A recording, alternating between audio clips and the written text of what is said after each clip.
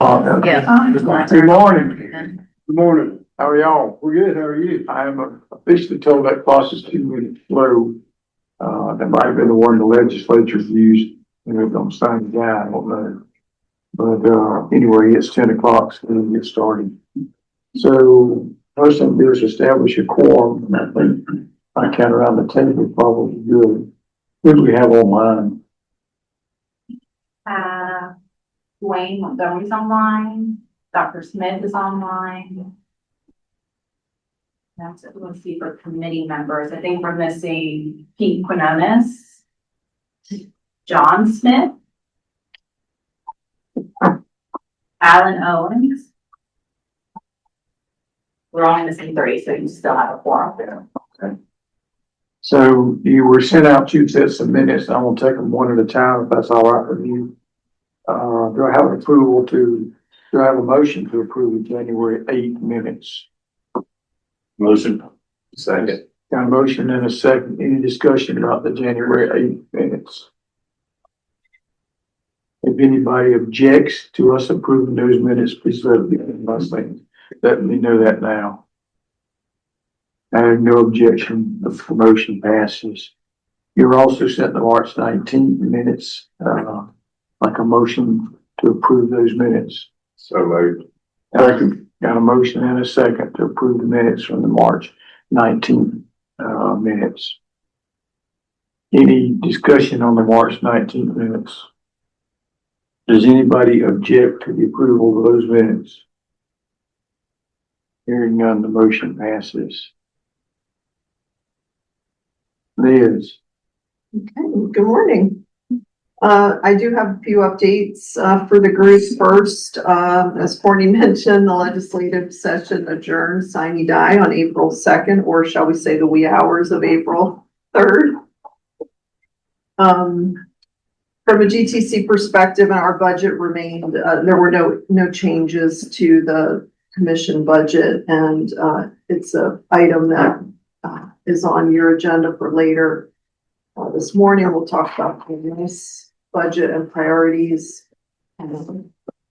I do want to take a moment to recognize both Crystal Shelnut and Richard Rhodes for their recent, as of I think yesterday, appointment to the national, to NEMSAC, the National EMS Advisory Council.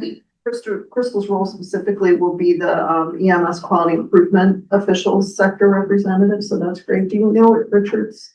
Education, super, of course.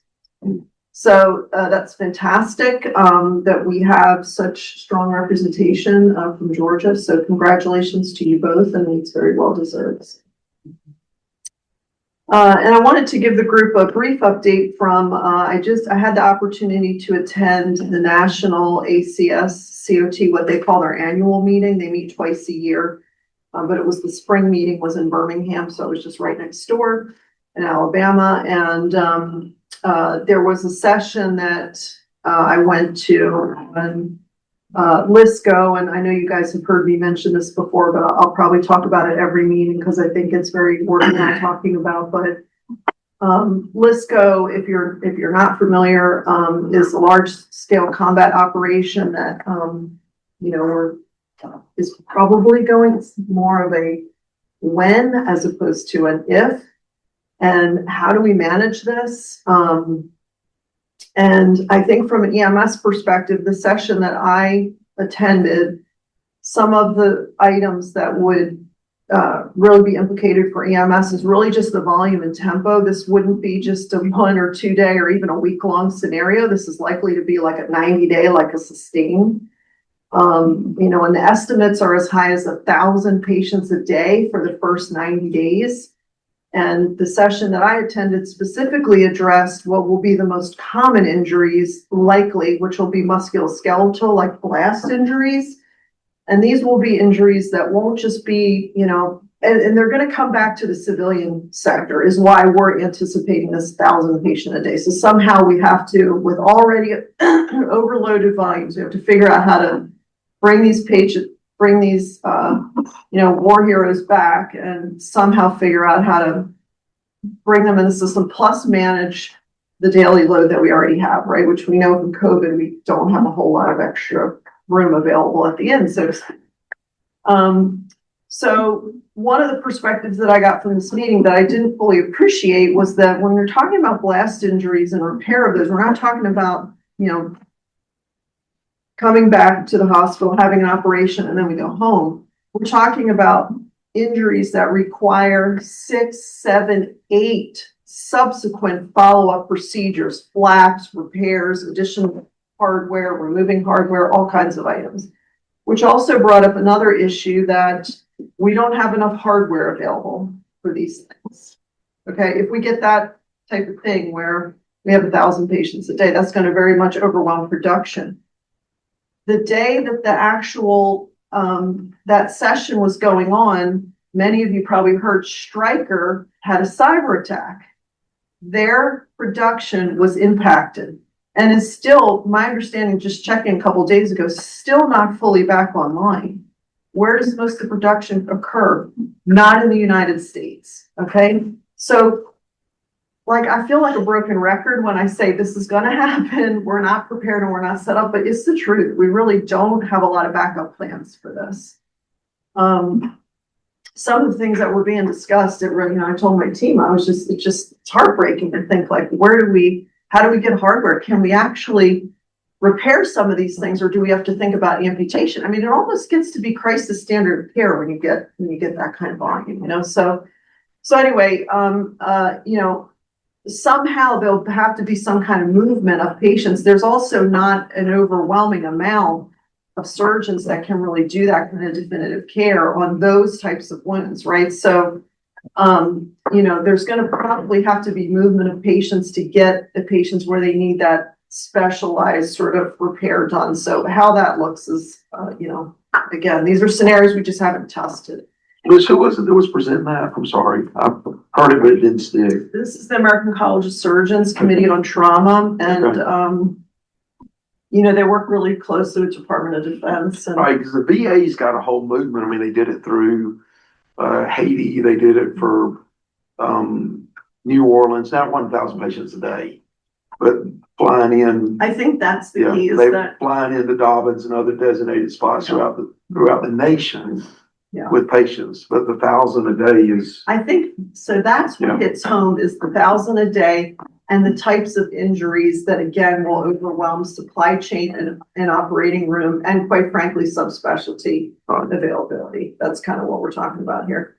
So anyway, the key point really, I think, for us is this becomes a regional sort of coordination event, right? We have to figure out, kind of what this looks like. And there's not a really high threshold for testing theoreticals right now. People just don't have the time and the energy because, everybody's dealing with their regular workloads. So, it doesn't become super high priority. So, again, the college's big push, and if you're not familiar, and I'm happy to maybe embed it in a future meeting once we pass budget and everything, to talk a little bit more about our mock stuff. And, Dr. Bolger, we'll get her back so we can talk about this. She's actually, I believe, going to be coming to Region 2.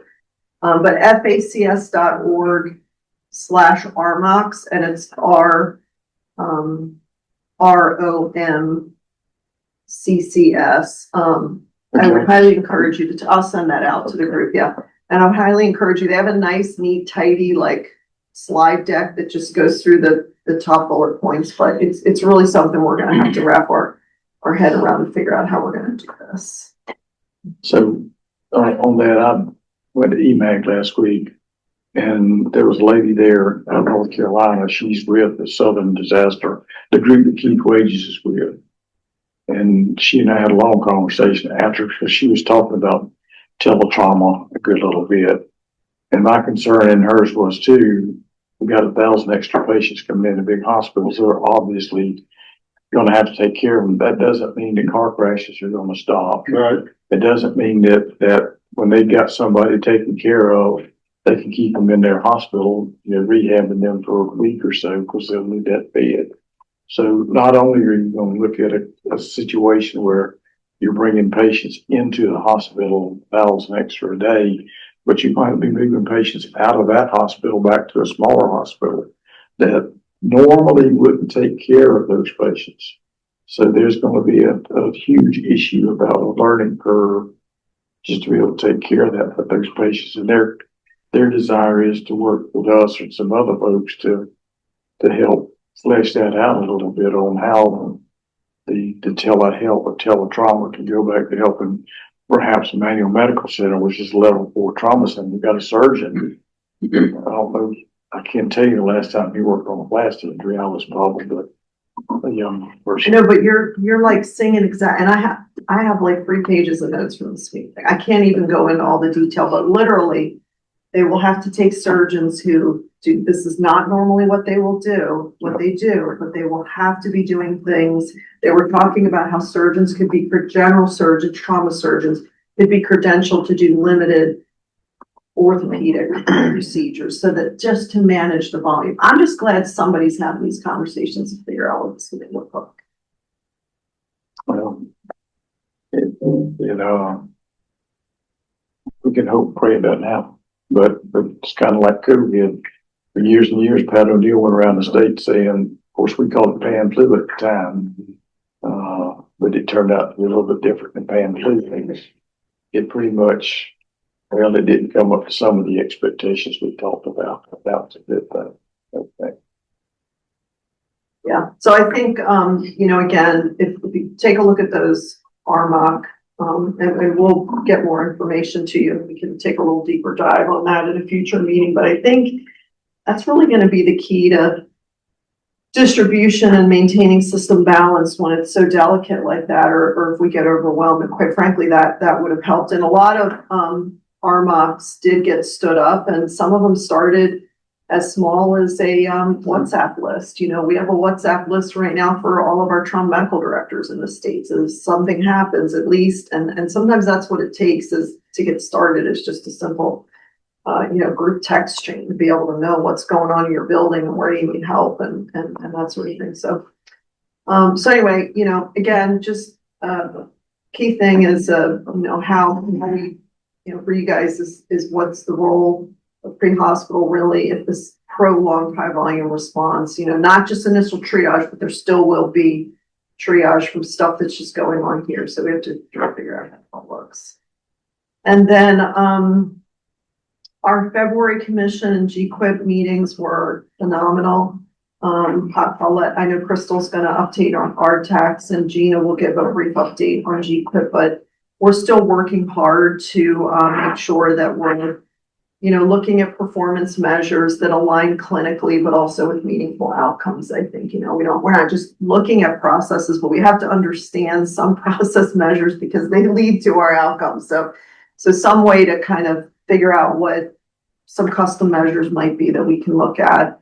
And then we had a meeting while we were at the February meeting of a small group of the System Performance Committee to look at building a dashboard that would be outward facing and what are measures that would be important to assess our system performance and efficiency. So we've been working on that for quite a while, but apparently, it just was a little too boring in Excel spreadsheet. So we have to figure out some way to get it somehow that it can live with just a quick link on our website. And then I think people will be more interested. And it will make a little bit more sense. So, understanding too that EMS data, sometimes I think, when your teams are in the street filling out their PCR, they're like, nobody's going to read this, but somebody actually does read that. And the data is really important and it informs what we do. And it goes into the whole continuum of care. It's one small piece that probably makes one of the biggest impacts, and it's very underestimated and undervalued, but we're looking at ways to make sure that we can give meaningful feedback and integrate that into the measures that we're looking at. So I think that's it, Courtney. So with that, if it's okay, if Crystal can get an update on RTAX. If you brought it up, you brought up the L word, legislature. Has anybody heard any more about the rural transformation money, where that's at? I would assume that they haven't been doing a whole bunch on that because everybody's been tied up with the legislature. And I would also assume now that they've gone home, that will ramp up. So please keep your ear to the ground on that. A lot of money. It's designed for rural Georgia, rural nationwide money, but Georgia, I think, got 39 million, for rural EMS, I believe. Don't quote me. But keep your ear to the ground and let's see where that's gonna end up going, because, historically, I have found that a lot of that money gets absorbed before it gets to the rural areas. I'm trying to be aware of that. Okay. Also, House Bill 629 passed with, providing for a requirement for stop the bleed training for high schools, right? Yeah, for high school, for students. So this is really important, and our RTACs are already playing a huge role in stop the bleed education. So this is going to be an expanded role. We're really excited about that. Crystal and I had a meeting with Jim Dodd, the National ACS Stop the Bleed person, and they're just so proud of the work that's going on in Georgia, and we're really serving, as a role model to help other states. I think we're one of only 18 states that has legislation around stop the bleed. So we're well ahead of the curve on that, which I think is great. It has very little to do with trauma, but the bill that sets the surprise billing bill did pass, which means I think it's 325% of Medicare. I think is what that means. That's right. And now we just got to wait for the governor to sign it. Hopefully he will. I think that'll be a financial boost for most services, if not all services, but at least make it a clearer, cleaner way to do billing. Crystal. All right, so just a couple of updates.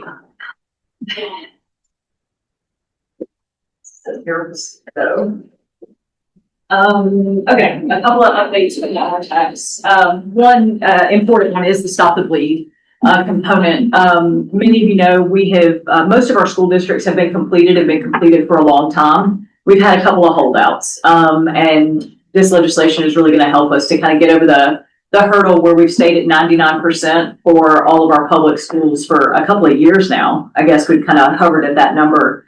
So we're really hoping that moves to 100% within the next 6 months or so. The other really exciting thing that the RTACs are involved in with Stop the Bleed is a project with the foundation, the Georgia Trauma Foundation, who's been raising money for us to increase the PAR level for Stop the Bleed kits in our high schools. Many of you guys remember the events at Appalachia a while back, and basically what we learned is we needed more kits in the high school when the school went on lockdown.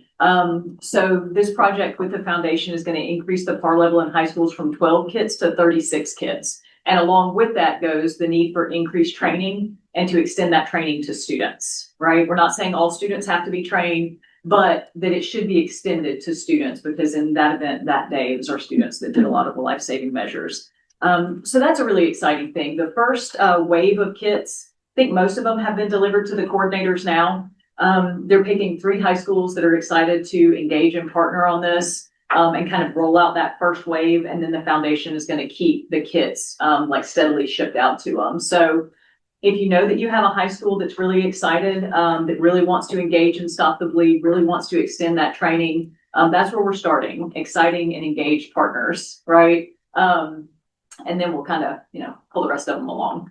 But that's a really exciting thing. We've heard from a long time, some of these schools got kits in 2017, right? So we're also trying to go back through and go, okay, how many do you still have? And do you know where they're at?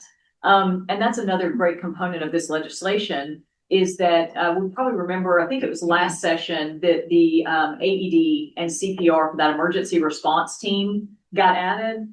This is an amendment to that. So it includes stop the bleed language, that they train on it annually, and that they're helping us keep track of the kits and reporting when they're used. That's long since been a problem of having a group have ownership of those kits in the school. So this is going to serve as a really great resource so that your coordinators can stay on top of that. And hopefully we can better track when these things are being used. All new kits that are shipped, they have that QR code on it to report use. Our website has a link that you can report use. But we need to do a little bit more messaging around that. We've only had a handful of reports that have actually come in from that system. Did you have a question? Is that the Mason sales deal? Is the what now? Is that the same as the Mason sales deal? No, It was a safety. Yeah, school but safety. they actually changed the language and wrapped it up with something else to make it, to get it through, I think, yeah, I think it was 1446 is what sticks out in my head, but I'll email it to the six group. 29. Was it? For the Stop the Bleed, Mhm. yeah, 629. House. House Bill 629. So just to confirm, it says that they're gonna do this for all high schools in the state of Georgia eventually? The foundation? Yeah. That's the goal, absolutely. You know, it depends on their fundraising efforts, but the goal is to do all high schools and then all middle schools and continue. Mhm. The health occupations be a good partner. It would be, and many of the HOSA programs, are being engaged to, can we train those students, make them champions to kind of roll out training to additional student groups?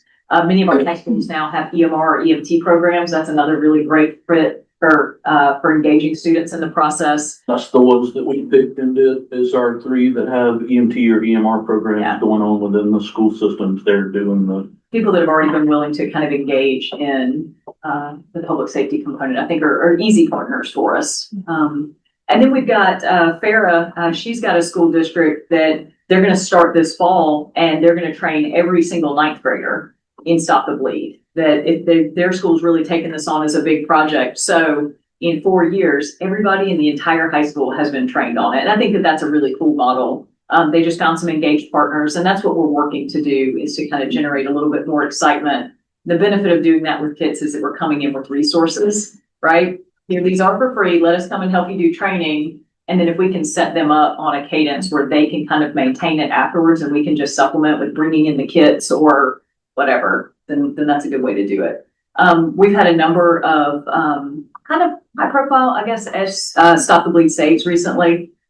Just after teaching a group of 140 forestry members, the very next day, one of them had somebody who fell in their park. They applied a tourniquet, and so it's just really nice to hear, like, all this work goes into it. When we hear the success stories, it's just nice to share with everyone.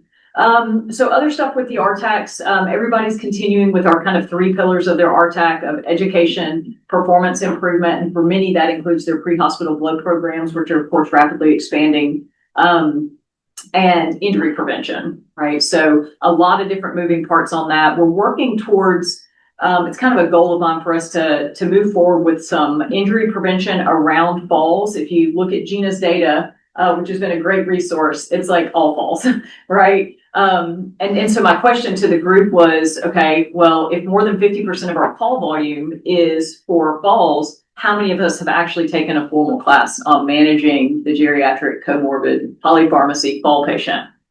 The answer is none. We do a whole lot of MVCs, gunshot wounds and stuff like that training, but are we actually dealing with this kind of specialty population and the complications that go along with it? So working not only the injury prevention angle with that, but also can we develop some education through the RTACs that would really focus on that population that we demonstrated have a massive need for it. So there'll be more to come on that, but that's just a couple of the projects that they're kind of engaging in right now. And I'm certainly happy to take any questions if you have them on your RTACs or something like that. There is already a program designed, so I know that, Rachel at West Georgia have done something to follow with somebody, and I asked them to send that to me and I hadn't got it. Okay, well, we'll follow up with them. I know they're due, I don't know if that's a pre-hospital education program. No, it's more community. It's Right. But, and I think that, I mean, I like to get out my hands on it. Absolutely. You know, public education people go out to these facilities and all that. Right, and I know we had, GCTE took that on as a project as well. What was that? I'm sorry, I missed it. Was it Falls, falls? Okay. yeah. Yeah, I can't remember the name of it. Are you talking about the steady program? Yeah, that's Or, it. okay. Yeah. Yeah. Mhm. yeah, there's 2 or 3 programs like that, because we had that conversation, yesterday at in the injury Injury prevention. prevention Yeah. meeting. Yeah. And talking about that from the bingo side, Bingo all side, those steady, yeah. bingo side, steady, and there's Everybody. 3. Right, and there's some interesting conversations happening across the state with the injury prevention on how can we do better fall prevention? Who's already in the home? Can we kind of equip them with resources? If you're running the same patient multiple times, is there a way for us to have a checklist on trying to reduce incidents? So there's some interesting stuff going on around the state, but one of the things that I really attribute that to is us having the data in our face every quarter. Gina is sending this out. The performance improvement committees are looking at that to see if we can better focus our efforts. So that's been really beneficial for everyone. On our, in paramedicine program. I don't know if they're still doing it. Used to go out and do home inspections for people, just to look for trip hazards. Right. Make recommendations and stuff like that. And the name escapes me now, but there's a fire department in Region 9 that's doing home like fire and safety inspection. There's a whole fire, program. Right, but they're equipping them now with this fall prevention checklist on, hey, while you're already in the house, here, let's see if we can kind of add this to our list. And that seems kind of an easy win for us to partner with a pre-existing program instead of standing up something. But yeah, while you're in the house, we should be having a look at that. Any questions? Any questions?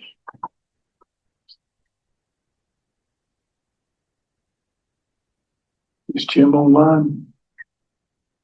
Oh, hang on, here. So G-Quick update. I'm sorry. That's all right, I'll be quick. So following up on what Crystal said, G-Quip has been working on, really focusing on our geriatric population because that's where our falls are coming from.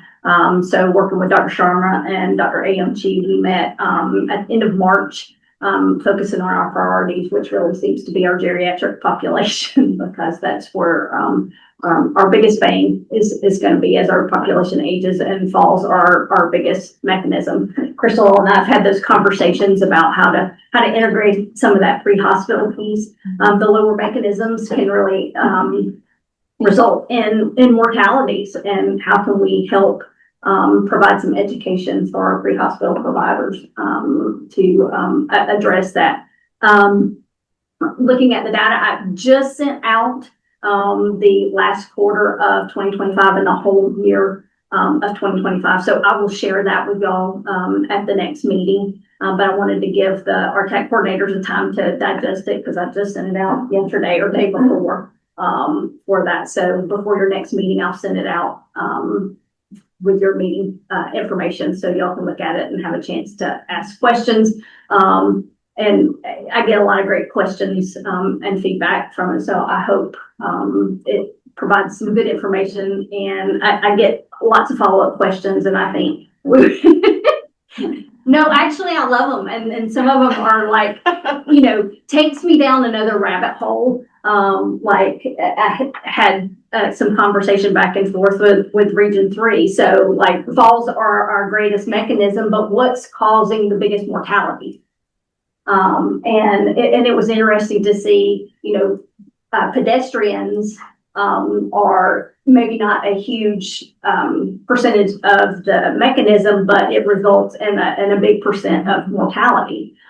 So there's lots of things that we can do. And I want to look at breaking down the pre-hospital blood into what's our air transport, what's our ground transport for that. So that's kind of the next iteration that I want to see in the scorecard. And we're working on we finished up the winter meeting, so working on the summer meeting diligently. And as I mentioned, Dr. John Holcomb will be speaking, so I'm really excited about that. And hope to present, we have a whole year now of data for pre-hospital blood for our state, to present some data out of that. Hopefully Crystal will be joining for that. So happy to. So when y'all look at the pre-hospital blood, when y'all give us the data about where those programs are, we're talking about ground versus air. I'm trying to pinpoint where they're at. Yes, well, I know, I can give you the data. Yeah, with Kellen that, but also like what I'm presenting to the data for the regions is like what pre-hospital blood clot products have been given in each region, but not broken down by was this given by ground service or an air service. It's just kind of all, but I want to break it down like was that blood given by ground service or an air service? So we know where it's coming from. And we're seeing that, there are some regions, Region 6, there's no pre-hospital blood being given, so that's really stark, to be able to see. Is that the only region that's not doing at least some? I think that was the only one that I had none Region 7, Bob just went live. for an entire year. I did have some for, Must have been but yeah, it must have been air, but Region 6 had none, whether it was air or. I know they've got the ground, but the air services, of course, I don't think there's Well, the helicopter out of Augusta is based in Region 6. The others are based outside of Region 6. Right. So, and they're pretty busy in Region 6, I guess, so. Kelly, when you're doing your, giving Gina that information, can you look on the prehospital transfusion.org and just make sure they're listing across the country who's got it and what it is, whether it's a fire-based EMS service or law enforcement or however, whatever the mechanism, but let's just make sure it matches because we can give them updated information because it'd be great if that actually reflects what's happening. They sent a survey out, Did they? Okay. and I think that might be where they're getting their data Yeah, from. okay. So, I don't know how many people have to respond. Yeah, That's, yeah. Yeah. Mhm. Okay, yeah. Yeah, I think there's a, look compared to what's actually going on in Georgia. Kelly, is there a I'll reason, share what I pulled out of Tom Lynch. Yeah. is there a reason why we don't publish that? The state office doesn't publish that? We're working on a map to publish to show where it's being initiated on ground crews as well as with helicopter crews. I thought I saw a map recently, it's something I was at. It may have been that Was it? website that. I think we pulled it up. We did, we pulled it up. Yeah. Really, Yeah, we did. what coalition keeps them out. Oh, that's where it was. And it'll show you ground, air, hospital base, Yeah. fire base. It's a pretty. Okay, I knew we had someone recently. Mhm. So not to add more paperwork. But would it be beneficial to almost certify these blood programs? Maybe Somebody slapped every him. 2 years? Somebody slapped him. Yeah, let's. But I'm just saying. You can tell he's not in the business anymore. I'm just saying maybe every couple of years they go through a process. They do. And They and there's not a cost associated. If there's a yes, you're up to date on your, you know. We do that. We're doing- We do that. There's some motion. So would not then be the way to see, to know exactly who's given what? It is, however, what you have to take into account, somebody gets PLS approval today, it takes some time before they start. So we've got right now we've got 28 ground agencies doing PLS blood. We have more agencies than that have been approved for it, but they have not started yet. So the difference between initiating blood and having a separate unit. It's very different too, Yeah, so you're talking about initiating blood.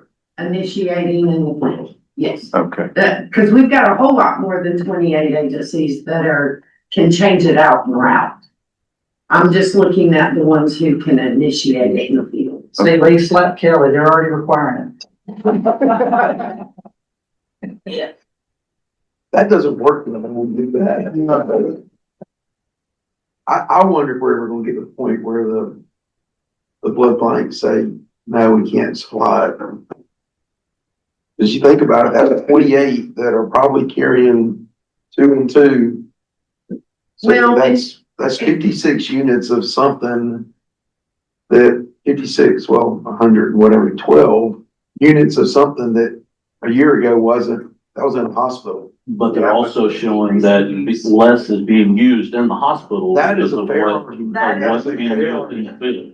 So hopefully it'll balance itself out. Yeah, that's a fair argument. That's But one if of they the start talking at points. pre-hospital, they don't have to use that. Yeah, no, I mean, I hear you. It's just that data's slow coming in. I think Grady's been pretty significant at showing what they're doing with it. So That's why we have to be very vigilant with the wastage piece and make sure that the blood gets back into circulation before. and we need to be contributing, we need to push EMS contributing blood and donations. We talked about that in the Region 5 Council meeting yesterday. That's we- where, that's We where. need to be out there in the front as an EMS community donating blood. Yeah. We really do. What does it Are you cost required to- a unit or a plasma or whole blood, do you know, I got it. I don't know off the top of my head. 65 for plasma. for plasma? We pay, I wish we paid that much, we pay 90, For plasma? yeah, How much is whole blood? 550. Okay. Well, we can't, just like our blood bank, but get whole blood. Yeah. Yeah, I wish they would, because the bad thing is, they don't take plasma back. Yeah, they don't take the Yeah, we'll take plasma the back. plasma back. So you're eating the cost from the plasma. because you're getting it thawed, so, Yeah. okay. Is there any mechanism to bill for the blood cell? It talks about the ALS too. We keep ours cool and can exchange the plasma Oh, they're letting y'all exchange the plasma? Through the hospital, right? the hospital. Yeah, And that's the difference with that. yeah. Life South, they don't. Yeah, well, it's not. But they won't exchange your plasma, or, you know, okay, this is like a great idea for like a separate session where we can all talk about this. I'm trying to understand where. And they've been a good partner. They're awesome. Yeah. They're a good partner. We've done 2 blood drives with them, and an interesting fact that I'm seeing, I like to get a little bit of statistics, but every time we're getting people to give blood for the first time, they've never given it. Yeah. I think it's as high as like 20%, but I don't, I Well, quoted that number yesterday, and then after I quoted it, I was like, oh, that's the right number. Well, and I'd like to pass on, Dr. AMG had, when we met with our leadership meeting, she had to go to a trauma activation, and she came back and she was chuckling because she said, I have to tell you this really great story. She got there, and I think it was Fayette County who had just started their blood program. And they had blood hanging. They had started blood en route to the hospital, and the paramedic actually asked her, you know, do you like when we give blood? And she said, well, yes, actually we do. She said, well, this is the first time I've done it, so I really wanted to ask, you know, if you like when we do this. And she says, yes, it's great. But she thought it was, you know, really interesting that they actually asked that question. So, or that, so, you know, At least she was around to give the feedback. yes, Yes, so, yeah, she was, Yeah. so. That was a great close loop, you know, to give that feedback right there, that, yeah, you're doing a great thing. Oh, I mean, we talked about it at the council meeting yesterday at Region 5, and you know, all of us have been around long enough. We remember mass drowsers. We thought they were great. We saw them work, and then they died. You know, and then high dose epi, you put enough high dose epi on it, you say, and it'll get balls. Just won't maintain it, but you know. Are you saying we're meeting geriatric ball? Yeah, we're there. We'll have that experience among us too, but you know, the blood seems to be something that's really making a difference, and is really gonna make a difference, and is not gonna change. And we can, this is what I told Region 5 yesterday. I said, I challenge you, if you're starting, because there are programs that are starting down there, you need to support giving the blood. And I think we just gotta preach that, because it's tight every year. Who did you say you'll partner with on your? We did Life South, yeah, for our program. I know that one year the hospital works with, is it Phoenix out of Augusta? I've heard of these, yeah, and y'all are using Life South too, aren't you? Yeah. Cog Fire uses it, y'all are And that's what using it. we're using with ours. Yeah. So Leah's mentioned having a session with this group. I think, and we'll talk a little bit about blood committee in a few minutes, that I'm derelict that, but I would prefer to have a statewide session of one day, or do it in Gypsy or something like that. To have people come that have initiated the blood program, that understand how it works, and can have a panel discussion or something, do presentations, but at the end of the day, have a panel discussion to answer questions. So there's more questions out there than we get to know. I got a lot of good feedback at our last RTAC meeting that we did that Lee was up there and the other agencies within our region, of them just talking about their experiences and the things. There was a lot of positive feedback. Thank you for doing that. And we got a lot of information out of that, but me sitting there listening to it, it's like, And they're doing that. but those other people sitting out there it was good information for them, and they learned from it that, you know, the things that they haven't. So that worked well for us when we did that. What y'all think about that? We could put that on without, I don't think, a whole lot of problems. See, Courtney, I think if you did something like that, I think a panel discussion is great. Having been 9 months into it, I think it'd be beneficial, and this is getting in the weeds, so I won't go far, but I think you have the panel discussion, and you have breakout, and you have initiate the program or something like that. You have, you know, developing the protocols, you have the administration, the purchase of the equipment, and then everybody can, you know, it doesn't need to be more than 20 or 30 minutes, but I tell you, cold chain, developing protocol sounds hard. Maintain your cold chain. It's a 24/7 job. Yeah. I mean, and if you don't know what it is and you got excursions or you got a cooler that goes offline or it drops connectivity and all of that happens. I don't know what y'all are using. I can look at my phone right now. I know it's in every I cooler do too. and I get an alert as soon And as I something know goes we had- offline. I do too, but the good thing is, I don't know what thermometer y'all are using on cooler, but the thermometer we have, it still keeps the data, so. Yeah, that's exactly right. Yep. That's good. Yep. That's a good thing Yep. about it. Yep. And even if it's offline, you can call the guys, hey, check the cooler, oh, it's at temperature, okay, so Yep. we actually have to keep it element. I agree. But I know we're kind of getting into budget committee stuff now. I just want to say this, and I'm glad, I know we got several people that are here doing it. I don't think it's that bad. The hardest part for me was getting it going. Yes. Getting a blood bank, getting that. But I mean, the coolers are awesome. We keep the stuff to main temperature. We got a system down. Right. I mean, I've been every week or every 2 weeks, I'm in the road going done when you pick the blood up or the bodyguard function. It works, you know, what we gotta do, but I don't think it's that bad. But I don't have a good instruction. I like, I don't too Well, and, you know, it's funny you say that, but Scott almost got our blood yesterday. So, and that was from the distributor. So it's just little things like that, that Yeah. you You can't gotta just keep take a an eye- box and pick it up, because he would end up in Jasper. Won't be too far in the Okay, weeds. stop, we're done, we're done, we're done. Hey, so I'm gonna get out my bushwhacker. But do think about this, because I do think. I think it'd be very beneficial. Statewide session would be able to. Okay, Liz, is that all the phone? I think so. Is Tim online? I'm here. Can you hear me? Yeah. Yeah.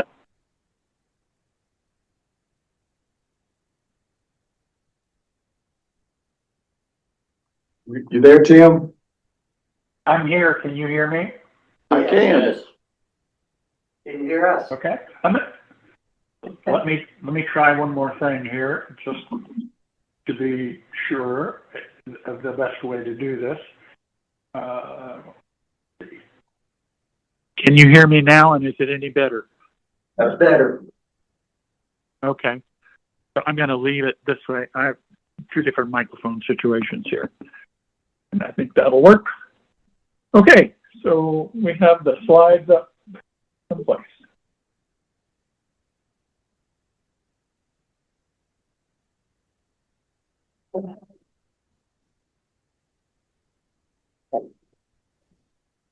Okay. Let's look at our first slide. There's of course the cover page, and here we have a lot of deliverables and a lot of coordination stuff went on this first quarter. And one of the things here is that on the first one that just happens to pop up off the calendar was the research and planning for Starlink. When we saw this rural treat or transport kind of situation and the funds that were coming from the feds, we did some research to find out what were the capabilities of Starlink that had been proven in the field with ambulances and while they're in motion and such, and got some pricing which provided to Courtney for doing that. And it's expensive, but it's certainly doable. The question came up yesterday. Got a call from Patrick Bullis at Houston County, and they're wanting us to support them, would like us to support them with an XR80 for QRV vehicle that will also have a Starlink backup, and it would be it's for ECMO in the field, and they have it it's staffed with a medic and a physician and a couple of other people and such. And I just wanted to bring that to you and ask you to think about that and provide me some guidance about how we want to deal with these kinds of things going forward. And also, based on Courtney's comment a little earlier, that Houston is an Emory unit, and Emory University is involved in the use, was at least involved in the planning, and I'm assuming in some way the implementation of this rural medicine thing. So, any thoughts about that before we go further? Or should we just bring it up later? Flesh that out a little bit for me. So they would have the equipment in a quick response vehicle that would go meet the ambulance or go to the residence, or is this for Yes, transfer? No, this would be, they would go to, the incident, accident, if it's, or heart attacks, and it would be, I guess, a big part of it, of what they're looking at, or I suppose there are some medical kinds of issues as well. There's a variety of different kinds of things. A certain amount of it is trauma related, at accident sites and so on, but certainly it's on heart attack calls. That's what their plan is right now. And, you know, I'm not a medic, so I only know so much when they start talking about things like ECMO. I thought this was some of the stuff that they were looking in their facility, taking facility that can do ECMO and going to the facility that's not, to be able to get there quicker and get it to that. Start the ECMO. Yeah, start the ECMO, then bring them back, not No, is what I had understood. To be completely wrong. Maybe we need more information. Yeah, we just need to get a little bit more information about it. Go on, Tim. Okay. So as we proceed down the list here, you'll see several slides here. They're just a variety of things that we were involved with, looking at preparing quarterly reports and approving invoices and ordering equipment and troubleshooting and coordinating SIMs and antennas and replacement of antennas. We're using a lot more on antenna swaps now because of one, age of them, and new trucks replacing old trucks, and the antennas don't transfer very well. Plus, as we're adding the new XR series gateways, they require a different antenna than what we had with the MG90s. So there's been a lot of involved with that. The other thing that says approving invoices, I've been approving invoices on the ABLS equipment from like PSS Missouri, Semtech for quite some time, but I've never been involved in the invoicing process on the carrier side, on the cellular side, and we've changed that. And so I'm now going to be seeing those and being able to compare them against what we're actually doing and seeing what's happening there and approving them before they go to Liz to get paid. So that will adds a new level of control into the system, and we've started experimenting with that and figuring out how to do it well, and it seems to be going pretty well, and I think we'll be much better on top of it going forward as a result of it.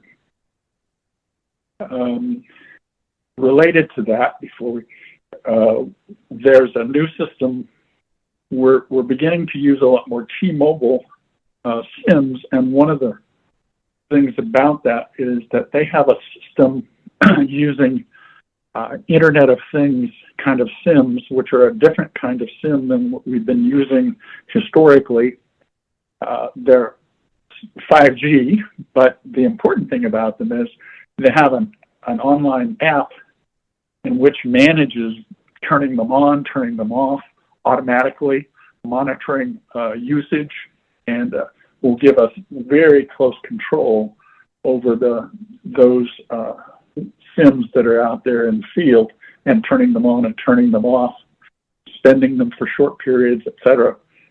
We can do it currently, but it's like just like a 90-day overlap time frame in there. This will tighten it up so that we do two things. One, if you've got a truck that's not using much airtime at all, it's going to be, well, if it's off, it's not going to be billed at all. If it comes on and it uses a small amount of airtime, it could be $9 a month. If it uses more than that, more than 4 gigs, then it could be $18 a month. And if it goes on up to the higher levels that some of our trucks do, so that we have need for the unlimited level, it goes up to the $28 route. And that happens and is reevaluated monthly and would be adjusted monthly automatically. The billing is set that way. Also, I can set rules in it so that if it notices that a unit is not being used, it can actually be suspended automatically. It can set that for 30 days, 10 days, 30 days, 60 days, whatever we want. So it gives us a lot more control. And we're just in the process of trying to get that implemented at the moment.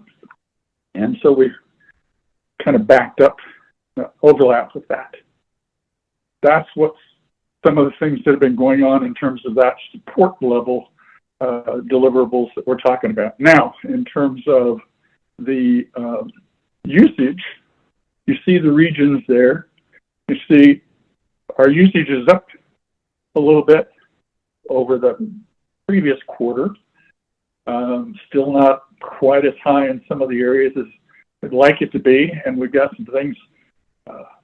Brian and I are working on some things for Region 7 to try to get that. Again, it's a small number of units, so the percentages, we're not talking about very many units, but it's, as a percentage, it's an area we want to get on top of. You'll also notice on the left-hand side, we actually bought 25 MG90s and are having them stored in Missouri at PSS Missouri, so that when we have an MG90 in the field that's in a truck that's Bluetooth dependent, we have some MG90s, an MG90 we can replace it with, because we only have a small number of those out in the field, but we do have some. So if an MG90 goes down, it's hard to, going forward, it's harder and harder to cover that Bluetooth requirement. So this is our reserve for that situation. Any questions on the unit usage here?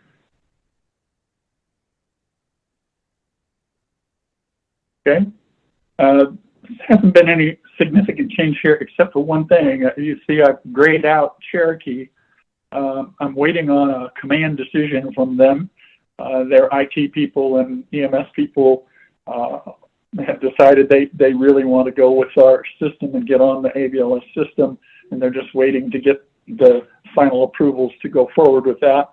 But that will add at least, I think, 17 or 18 more ambulances into the system. The others, there's been really no change, and we are working on trying to establish some kind of communication with AmeriPro to work out what's going on with everything out there and to see how we might be able to link that up in a new system of for viewing units in the field that PSS Missouri has developed. So Do we know what AmeriPro uses now?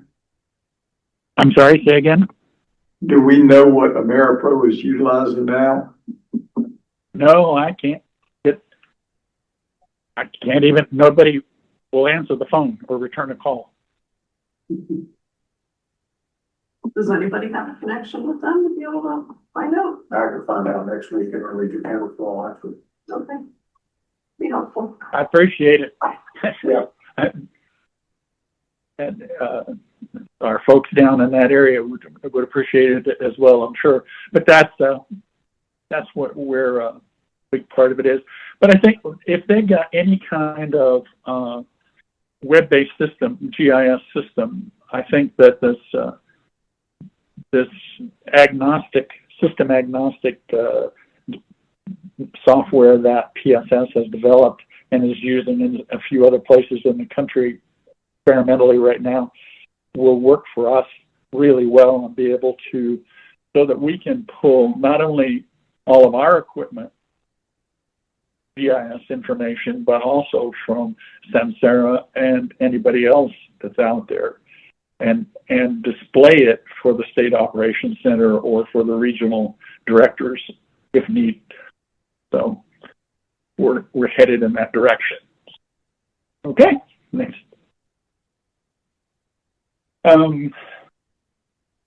Quick reference guide still there, and airtime. This is like herding cats. Verizon Wireless, we had about 350. We're down to about 300 units today, maybe a little less. AT&T, we're down to about I think it's 178 or 79. We dropped a couple out of AT&T. T-Mobile, we're running at about 147 now. We were at 175 or a little higher, and it just back down to 147. And then in Southern Link, the number there is pretty much sitting still, although we dropped a couple and added a couple, so I'm not sure in the last 2 weeks. But we got the challenge with this, for you to understand, is when you turn off when a unit goes down, we don't necessarily get notified. And it doesn't really show up on our radar for 30, 60, 90 days, depending. And then we send a new unit out and send a SIM for that new unit out, or batch of units.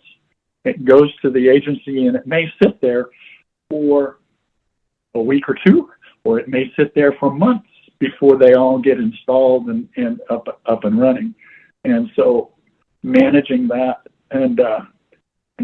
is a challenge. That's why the new software that T-Mobile has and AT&T has, as we go forward, if we can switch out those SIMs, will make a lot of difference in helping us tighten that system down, because we don't have any direct connect information coming back from the units, from the people in those organizations themselves, so we need to get it electronically. Now, some of the big companies that have IT departments, it's not a problem. It works really smoothly, easily with them, and we have much less overlap. But when you look at all the small agencies around the state, it's a more interesting challenge. Okay? Any questions about that?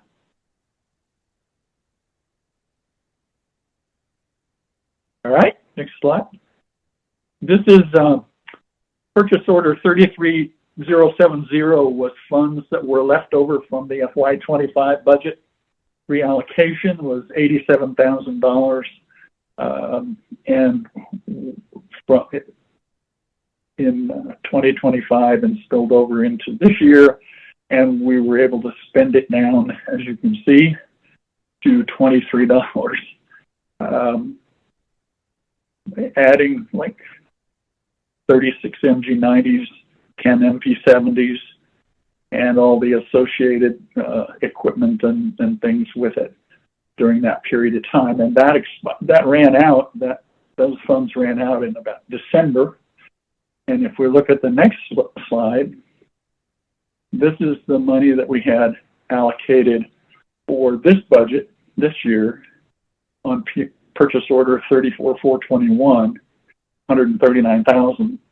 And where we stand as of the end of March was at 97,900 left. We'd spent 41,000 of it. And you can see like only 5 MG90s, but 16 XR80s, and the antennas, that sort of thing. So that's where our equipment money is going now, and the kinds of things that being spent for. So there's $97,000 remaining in this budget that you haven't Yes, spent. that's correct. Now, if we bring Cherokee on, that'll drop it down. That'll take, you know, a hunk of it to provide 17 or 18 units. So about 40 something thousand.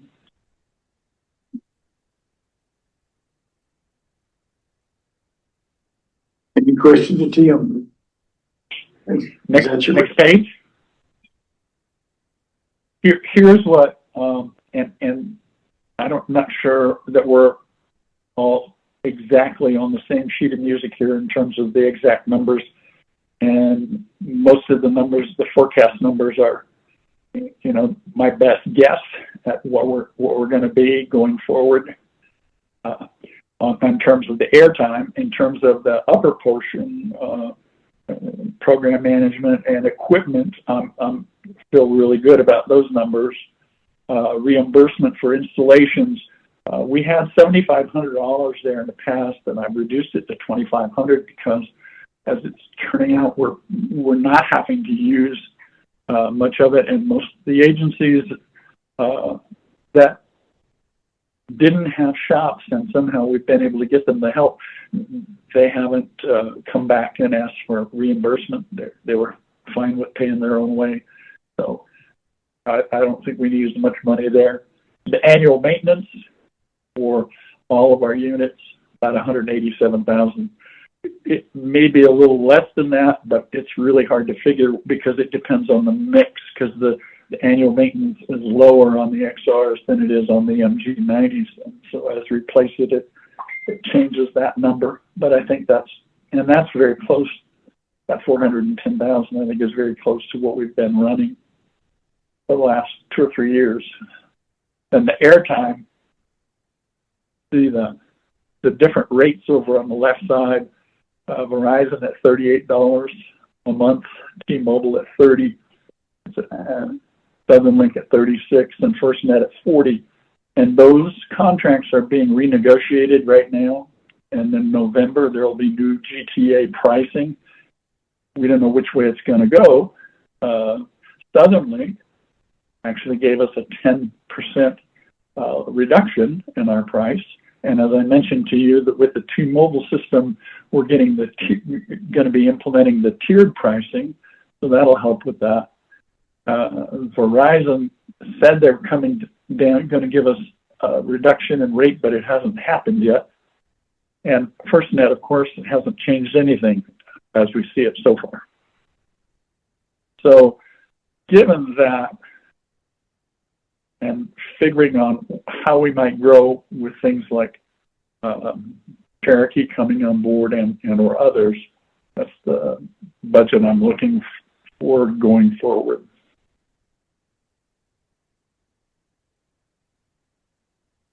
At least as a place for us to start, you know, arm wrestling or whatever we need to do. Okay, and next slide. So we're going to be following up on the Samsara ambulances and visibility to the SOC, along with the Semtech Airways that I mentioned earlier. We're getting the XR series gateways in place of the MG90s and getting those into some of the agencies, and that's going well. And they're working very, very well for people. The reports have been really good on the XR series and specifically on T-Mobile, but also on the Verizon system as well.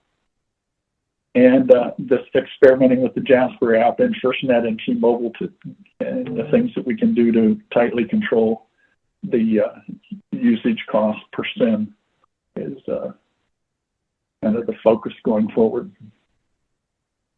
So will the XR series, Pardon me? the XR series, will they be Bluetooth compatible? No, the XR series is not Bluetooth compatible. What? That's why you bought the extra MG90s. Okay, That's correct.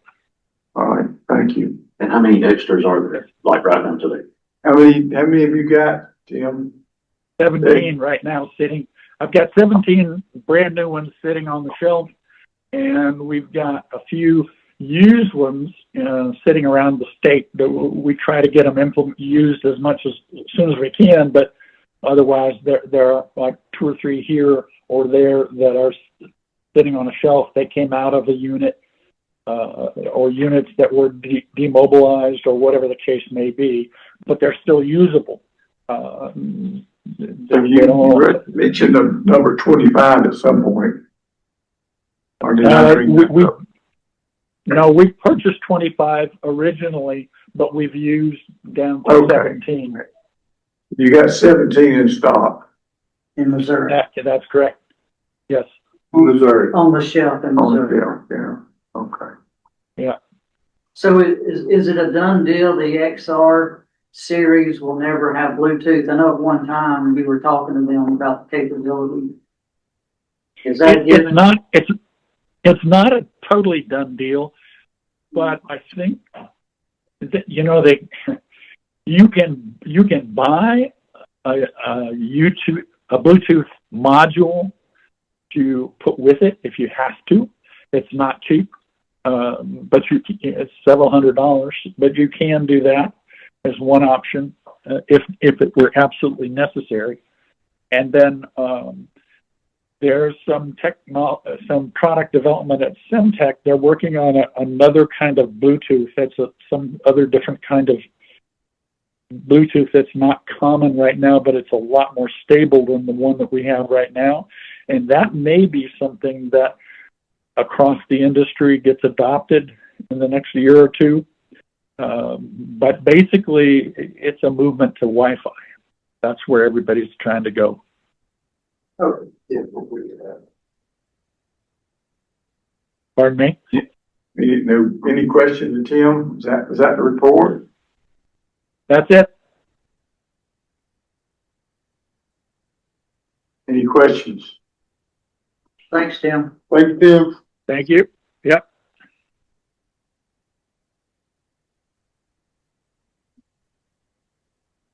Crystal, you back up.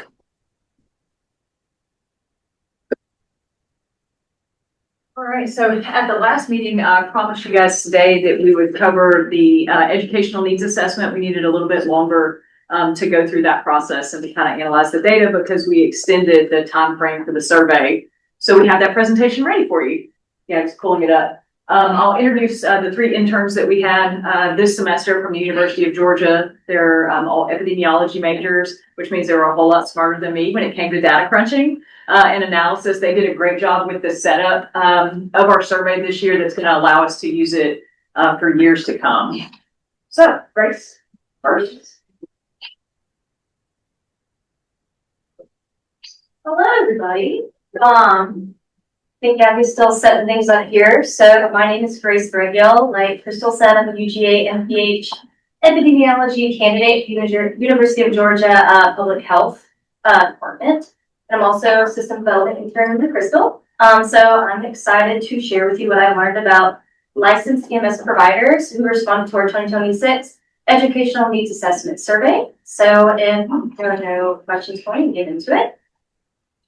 So this first slide, I'm going to begin with a summary of ENA survey response demographics from your licensed EMS providers for 2026. There were 373 total providers who responded to our survey this past February, which was only about a third of the providers who responded last year. Majority of responses came from regions 7 through 10. So we have about 62% reported from regions 7, 8, 9, and 10, followed by a quarter from regions 1, 2, and 3, and then 15% from regions 4, 5, and 6. Around half were certified paramedics, and the other half were EMT, EMTI, and AEMT certified. 42% of respondents had 15 plus years of experience in the field, and 32% had 3 to 10 years of experience in the field. So overall, you'll find from the graphs on the screen is that a majority of those who responded to the survey this year served in regions 7 to 10, were certified paramedics, and were moderately to highly experienced on the job as EMS providers. You could move to the next slide, please. So next, I'm going to highlight some EMS providers' top trauma skill training needs. So the majority of respondents reported need for the skills highlighted in red on the graph there. So that would be pediatric trauma, most of all at 69%, followed by burn care at 64%. And then NCIs and trauma resuscitation, both at 63%. Providers emphasized MCIs as a specific area of concern, with 47% feeling somewhat confident to not confident at all at their ability to respond to multi-casualty incidents. Around half of respondents reported need for the skills highlighted in yellow on the big graph there. So that is trauma arrest management, advanced airway management, needle decompression, and blood administration, from the ranges of 45% to 55% expressed the need for more training in these skills. So overall, a good 3/4 of EMS providers felt confident in their ability overall to manage a critical trauma patient in the field with their current skills training, but the remaining quarter had limited confidence in their ability to manage a critical trauma patient. And I do want to emphasize that that quarter statistic is fairly spread across years of experience, certification level, and EMS regions. And your providers also specifically felt that simulation training was a worthwhile addition to their skills training overall, with 99% reporting that these trainings felt helpful and beneficial to their continuing education in the Georgia trauma system. Moving on to the next slide, please.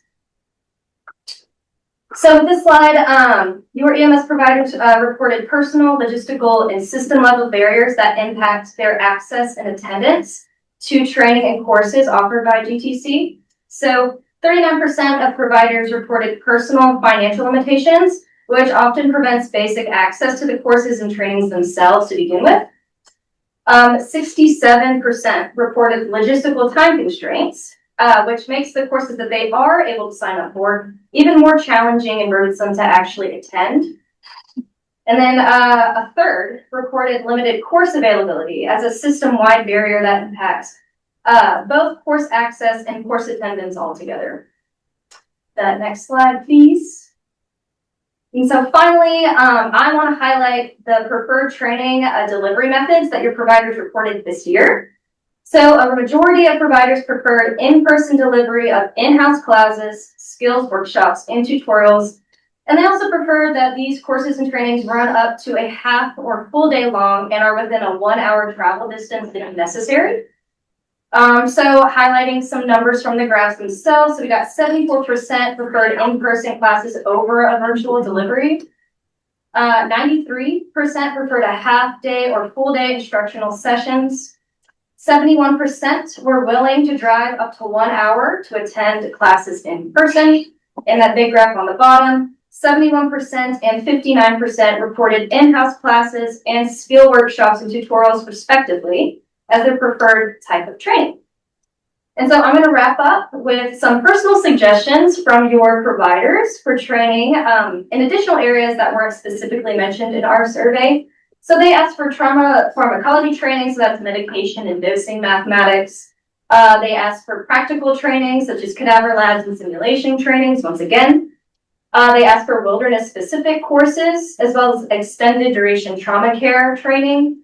And they also requested PHTLS and TECC courses as well. So that is it for me. Thanks for your attention and your focus, and I'll pass things off to the vote next. Thank you. Thank you. Well, Good morning, everyone. My name is Tola Badivat. I did the EMS leadership portion of the ENA survey. I'll kind of go into it. So of our total responses for this portion of the survey, we had 140 EMS leadership responses, which is a little bit close to last year's with 152 from 2025.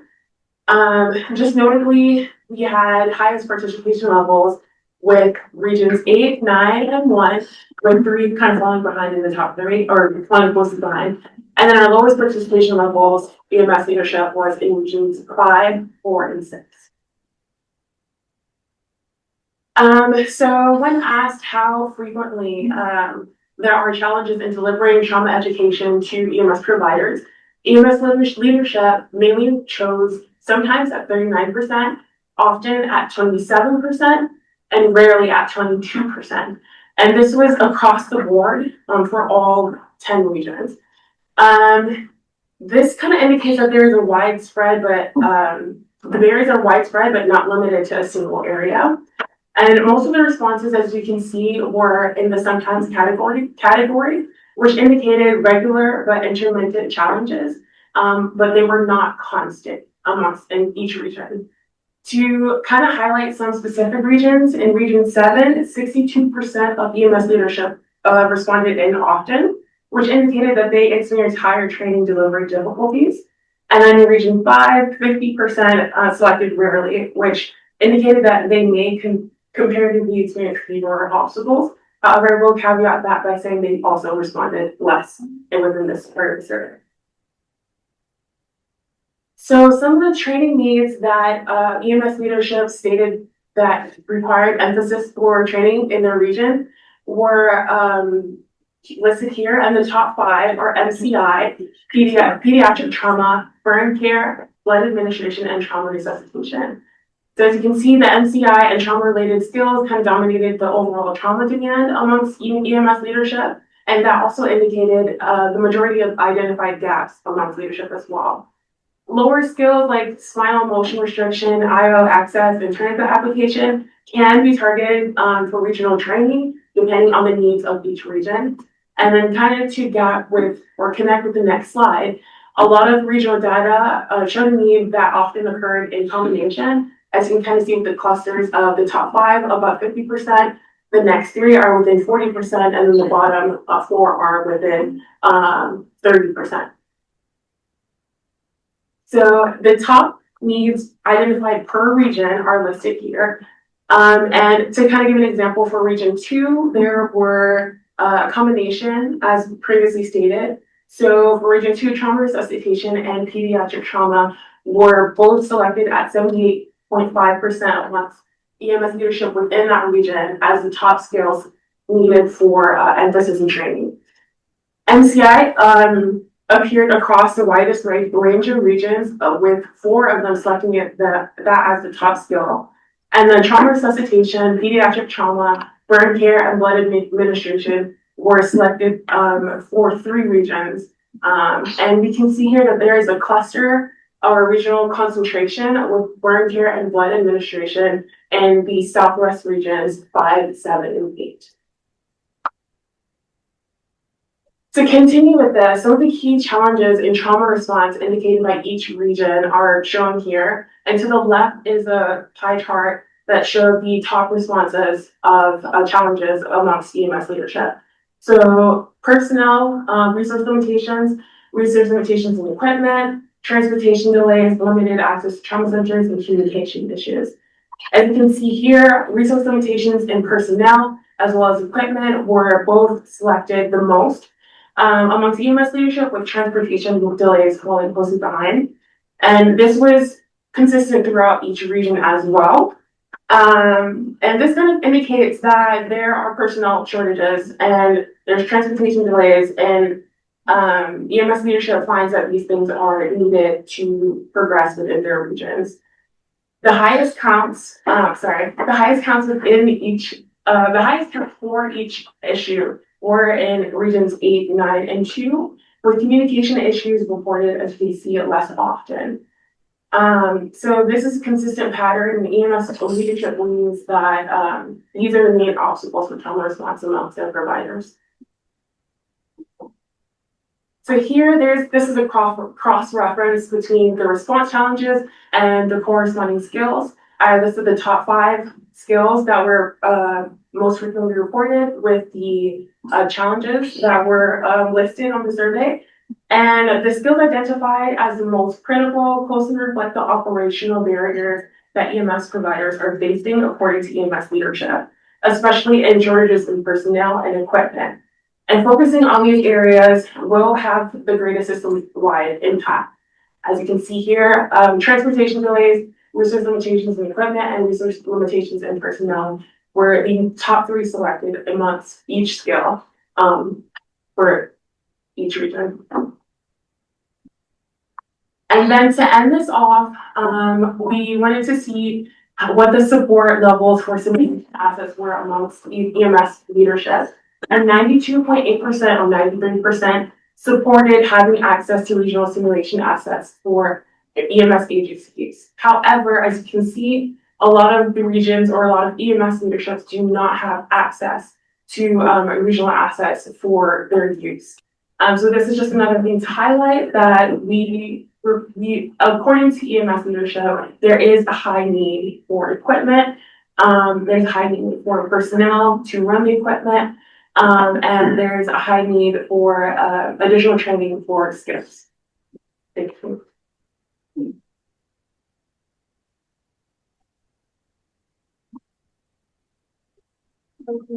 My name is also Karina, and I'm going to be discussing with you guys the hospital provider's perspective from the EMS survey. So overall, I just want to remind, in a previous slide, we mentioned like how many respondents were from each specific survey. And for my survey of hospital providers, there was only 45 responses. So this is a very small sample size compared to the other ones. And just keeping that in mind. When it came to trauma level designation, a majority of the respondents were from level 2 and non-trauma centers. So this was around 38 and 27% respectively. There was very limited responses from level 4, 3, and P centers. And then when you look at it by region, majority of the responses did come from regions 2, 3, and 7 and 10. There was no responses from region 6. So this definitely indicates a need for broader facility representation. And then next slide. When we asked individuals about their specific roles in the hospital, a large portion of individuals were ED nurses and trauma program coordinators, so around 40% and then 24%. And there was a lack of data from administrators, EMS, and physician perspectives from the hospital providers. So this is another opportunity to broaden multidisciplinary engagement in this group. We also asked hospital providers about pre-arrival EMS communication, and overall hospitals providers were quite satisfied with EMS pre-arrival communication. So this was around 60% satisfaction. And when you look at it at the regions, again, you can see they were overall quite satisfied with EMS pre-communication. Yeah, region 6 is blank there. Is that because nobody responded? Yeah, we had no responses from region 6, specifically for hospital providers.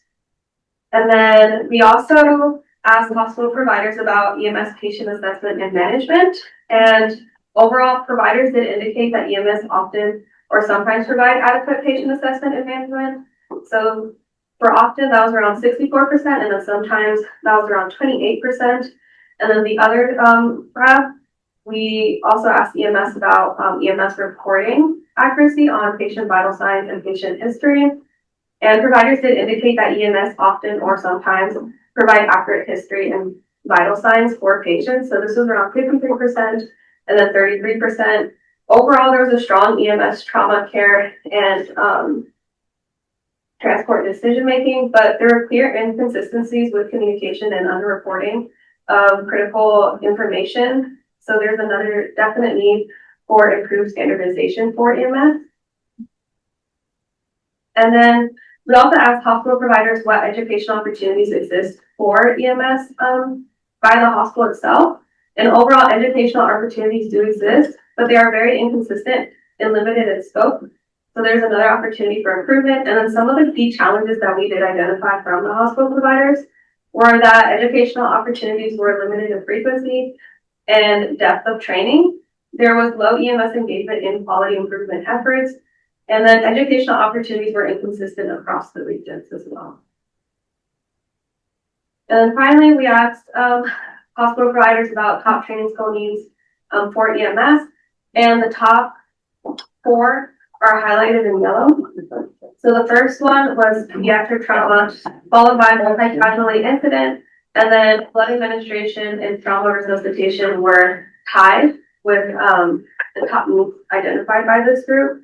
So this just highlights a demand for advanced trauma care training by this group of individuals specifically.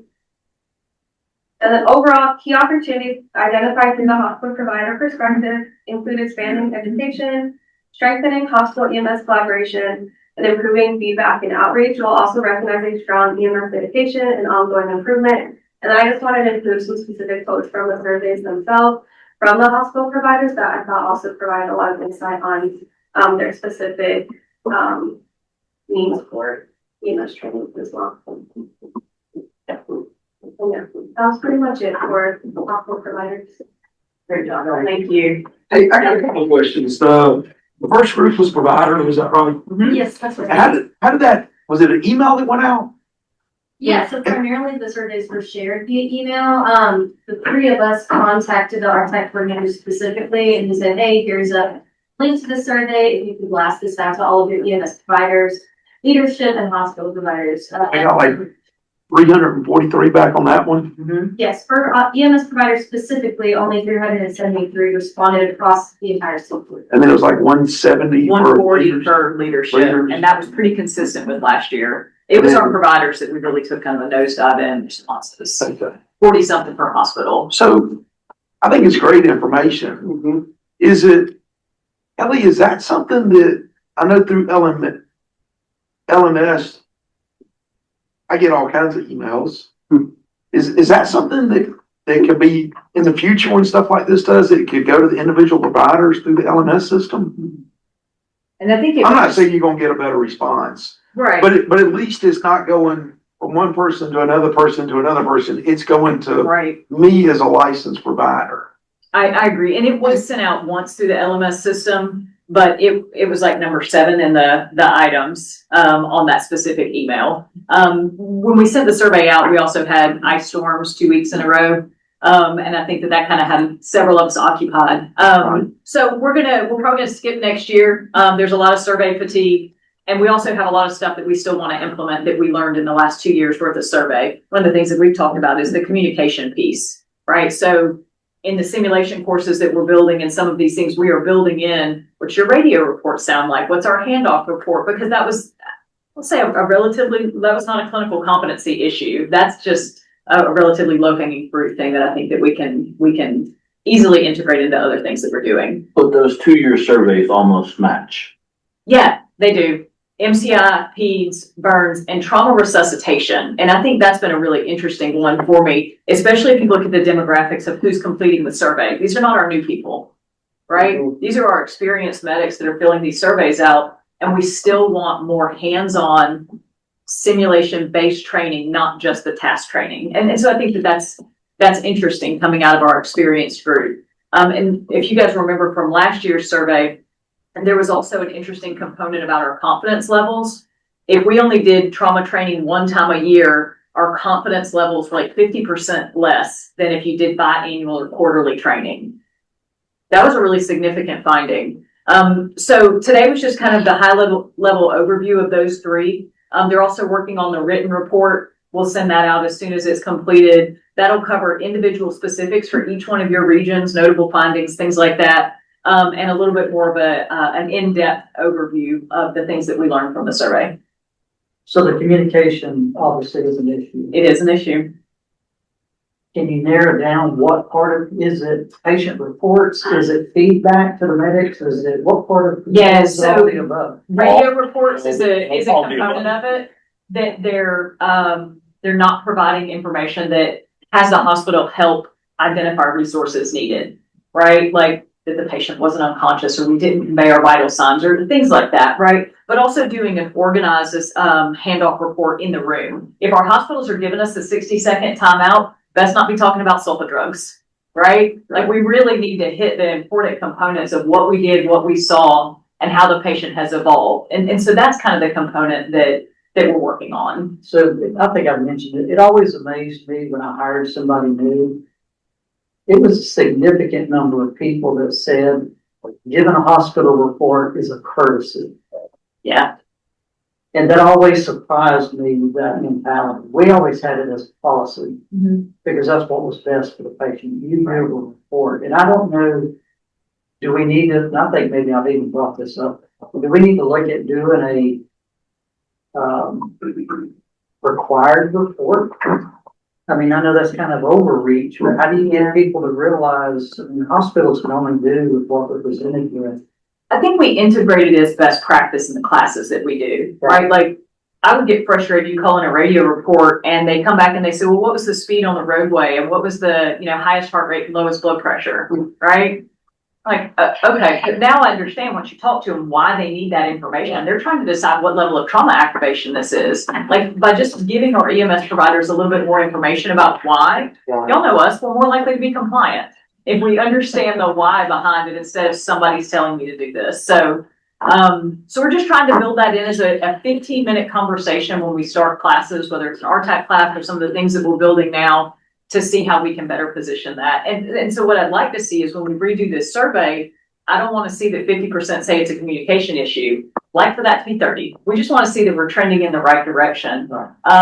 Steve, Region 3 RTAC, he's kind of taking this on as a project that they're going to be working on a big rollout of the MIS report and kind of working that into some of the things that they do, requesting that all the services use it that aren't. So we'll see, kind of more to report back from you guys, but that was just some of the high level stuff that we saw. I just happy to take any other questions though. Yeah, I mean, I just, like when it comes to STEMIs, we know this is the stuff that the hospitals need to have. And then when it comes to strokes. Right. And so it seems like we can apply something when it comes to trauma. And that's the activation criteria that needs to be baked in. And I would just use the ACS has there's a list of just like 8 items that are tier 1 required. So everybody's going to have their own specific criteria, but these are the things you have to. This is what helps you paint the big picture. Yeah, and that's right in the gray book, so you can take it right from there. But it's almost something I think they're going to have to force through because, the normal process is where we've got all these different requirements depending on the patient. They all say that they want heart rate, so let's just give everybody the heart rate, and that covers all of them. We're done. Well, no, it's not done, but seems to be the right. Y'all do the compliance through requiring. I'll do the compliance through education. Yeah, but I think a lot of that communication piece I've ran across where your different leveled centers have different activation criteria. And back to Liz's point with the gray book, and that for one, they're looking and answering that question. Is they didn't feel like they got the right information to make the informed decision of what resources they needed to pull for that patient. So I don't know what that. Well, and that's another component of it. Okay, was it communication? How did they not communicate effectively? But also when you drill down a little bit, those who indicated there were communication issues also indicated there were assessment issues. The patient didn't get exposed and we didn't find underlying injuries, right? So there's a lot to kind of go into it. But just some of the things I think we can kind of work on. And that also fosters the relationships between our centers and our EMS providers, if that part is seamless. But if we're given a mixed signal, depending on what facility it is, to me, that's where we need to have a set list that everybody agrees on, including the hospitals. And that way they can't come back and say, we're not getting communicated with, because we all agreed on what's going to be provided. If that was provided, that's all they can expect to get. Right. And if there's a facility in a specific region that really had high, scoring on, pre-hospital communication, then maybe that's something that the RTAC can take back and talk to that facility and then the surrounding EMS agencies that come in there, and that's something they can kind of look at individually, because I don't think we have a problem with that. I don't know how my hospital responded to it, but on the backside of the communication piece, I think a really important piece to solidify behavior or whatever is the outcome feedback. So after the fact, they were talking about blood administration and a region 5 council yesterday that was really successful, whatever. But getting that information back out to the providers, there's not a good way of doing that. And, you bring a STEMI in and you have a short door to balloon time, and then everybody kind of gets that feedback, and the people that were kind of maybe reluctant to do a 12 lead, like, oh, I want to do that. And that really drives it more than I think all memos and stuff that I can put out or whatever, that good outcome feedback. Well, there's nothing that as a whole, our profession would benefit more from, I think, than a diagnosis on every patient we transport. Yes. That would go a long way to confirm suspicion and to go, oh, they had a pelvic fracture and I didn't know. That's a problem. I miss that. Yeah, I miss that. Yeah. But real quick, awesome job to the three of you and that data and presenting that. Good job. Thank you. Oh, they're smart. All right, now on to the next one. All right, I know that we've been going for a while, so I'll be kind of brief in my overview, but stop me if you have questions. So I updated all the numbers that we have for applications and students and all of that stuff, and kind of where we stand with the education projects. And I'll give that to you in just a second.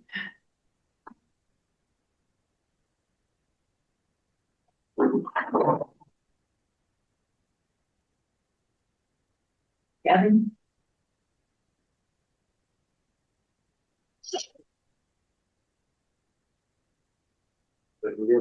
Coach, my name too. No, she didn't say nothing to me, but thank you. I'll come in the right. I have to bring it up. All right, so one of the things that, I guess I should start with, Kristen Spires. I introduced her on the call last time, the meeting last time. Kristen's the education coordinator doing an awesome job and is in person with us today. One of the things that her and I've been trying to do is over communicate with anybody interested. And that's these orientation sessions that we're doing. We've now done 4. We've had 28 participants, last between 30 minutes and an hour, depending on how many questions they have and the level of engagement, but very well received so far, that we explain everything on how you apply, how long it's going to take to get approved, and all of the steps. We know that when people hear it's a state grant process, they might think that that's an intimidating process to go through, and it's really not. And that's what we're trying to do is explain how simple it can be. When you say 28 participants, is that 28 different courses or 28 different people? 28 different people that have participated in that. Next one, please, ma'am. All right, so this is the big addition to this presentation this time, was I went through each one of our applications and the kind of historical, who has applied for these grants in the past. And I sent this out in an email to you guys, and I wanted to provide a little bit more clarity and context on it. So Region 1, for example, in FY24, those 3 counties applied for initial education grants in your region. And then in 25, if you guys remember, we did that expanded that second application period. So we had an additional 20 courses. So you'll see that those lists are longer. And then you'll see your FY26 uptake, right? You're going to see when we get to the budget at the very end, we got a lot of initial education money left. And I would really appreciate y'all's help and support in kind of getting the word out and getting people to apply. Our leadership survey certainly said that we still have workforce issues. And so we got an opportunity to support them financially. So y'all help me do that. All right. So Region 3, you can see who all we've had there. And of course, we'll send this presentation out for you so that you've got it. But if people have applied in the past, they probably still have a need. So we're emailing stuff out all the time, but y'all are kind of like your trusted regional source. You can go to the next one. Region 5. Next one.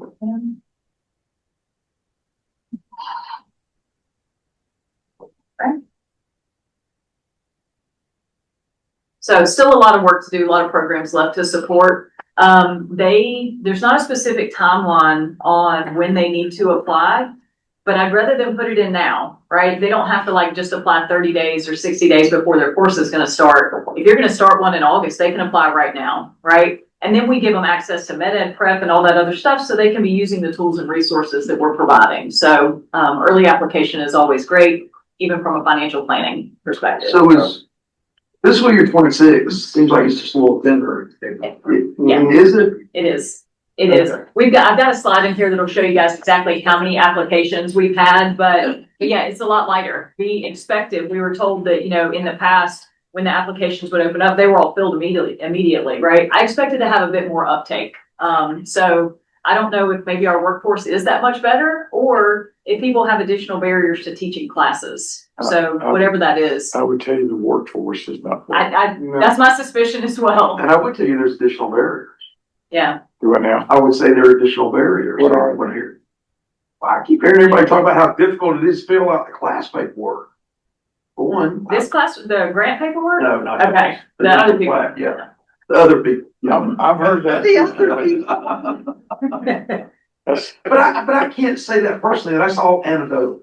I mean, I've heard it from more than one. apparently for these people, they don't have trouble with it. Everybody in the right-hand column. Well, trust me, I know that Manuel had trouble with it. Okay. But they did it. They did it. So is it reasonable for the regional reps here to go back between now and next meeting and come back and figure out if the ones who previously were utilizers of those funds for that, do they have plans? That would be helpful, so we at least Right. know.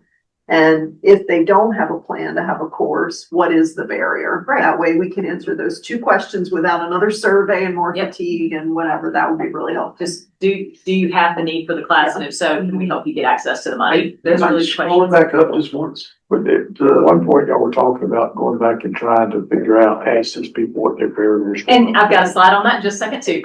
It's almost like 24 and 26 are similar.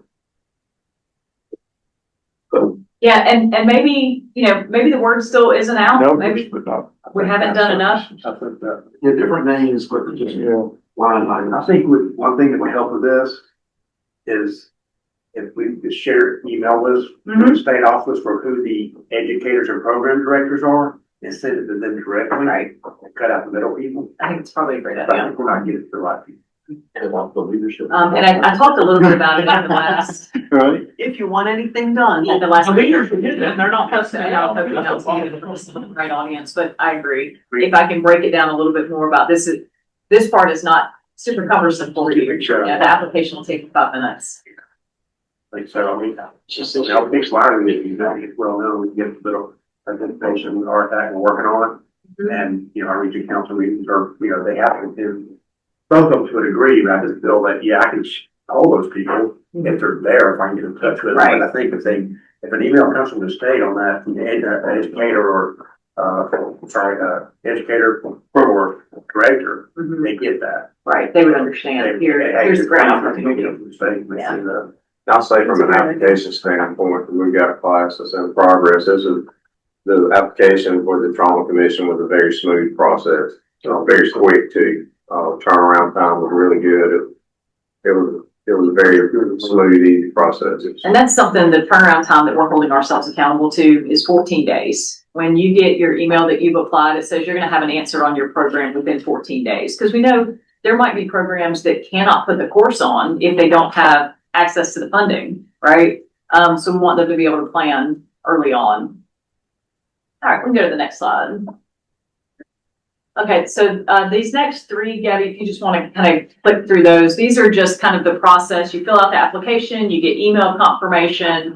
You're going to get 2 emails when you're approved, med-ed prep information, and then kind of the email on the right is the steps to do your DocuSign, the grant agreement, access to survey 123, et cetera. Again, this is the kind of over communication. Here are all of the things so that you can know them up front.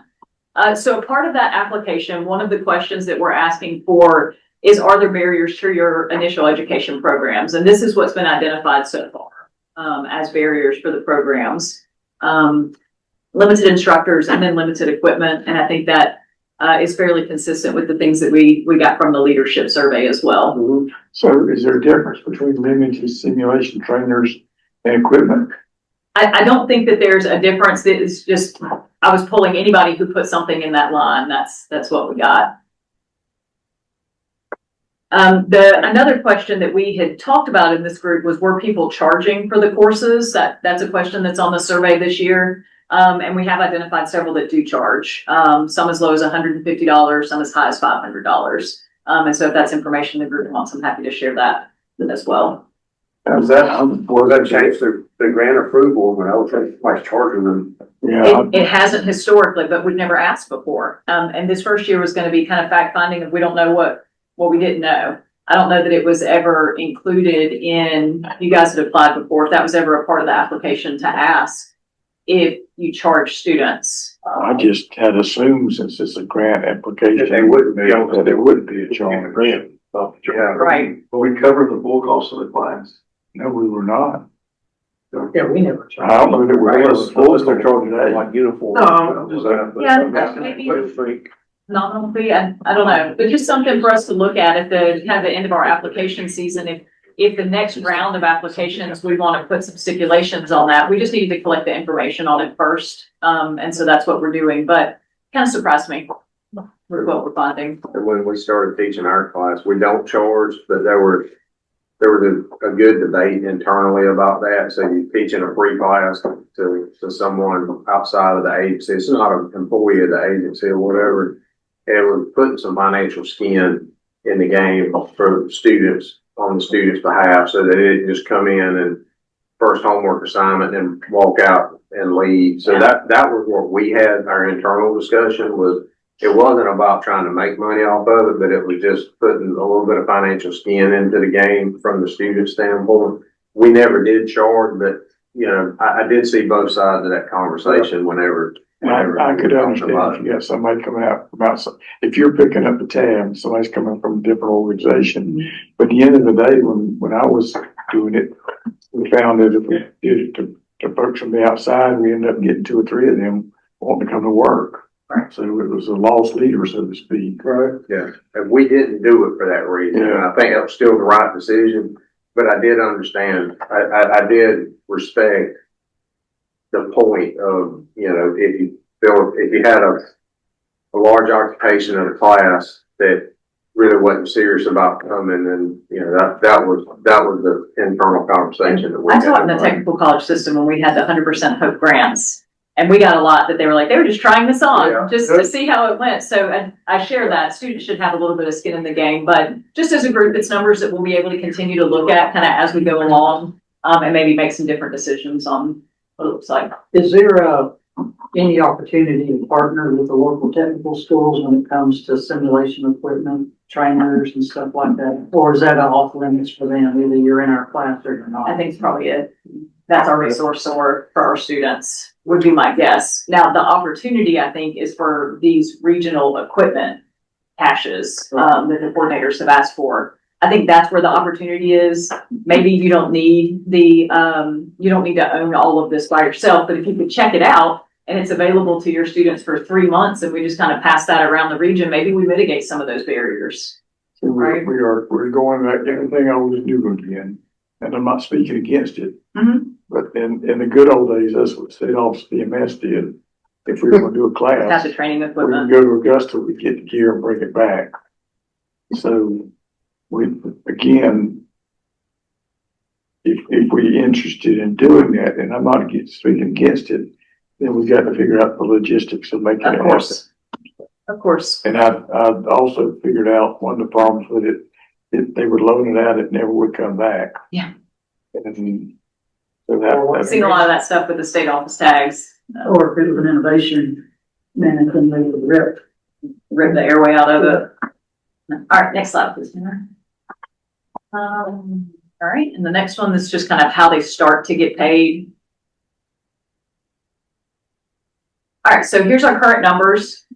We've had 2 approved applications for EMR, 15 for the EMT and 8 EMT program, and then 3 of the micro grants. So that represents 348 students, just based on what they anticipated. Of course, we'll be collecting that on the back end with how many finish and what our attrition rates look like for the program and all of that. And remember, we're also going to be monitoring national registry success for these programs, again, so that we can improve outcomes. And it puts us at just over 66,000 hours so far of what's been applied for and approved for this grant program. And so y'all got that incorporated into this, right? As far as national registry success, so now y'all have the ability to actually see that. We do, that's in the contract. Okay. And the final payment, it's at 35 days after their program is when they submit the paperwork to us.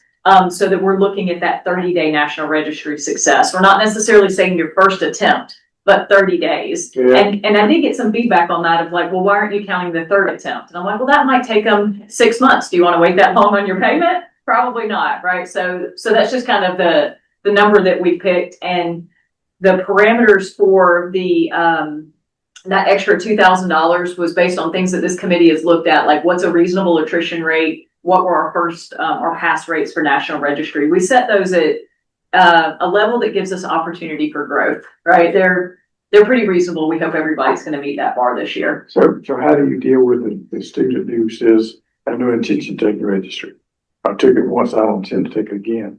Yeah, as an instructor, that's really challenging, right? But that's not something that we have the ability to impact on them. Their instructor needs to chase them around, get them the test. But we don't hold up the payment based on those students? sir. Okay. No, sir, we will not hold up the payment on I that. misunderstood At, that. at 30 days, we're gonna look at where their success rates are. And if it's greater than 60% success on the registry exam, they're gonna get their additional $2,000. That's the incentive to get. That's the them to incentive, chase right? them. Exactly. For the chasing. Yep, That's and what we she hope said. that that helps mitigate other barriers of like, we're short equipment and we need an extra airway trainer, you know, hopefully that extra funding can help support those costs for them.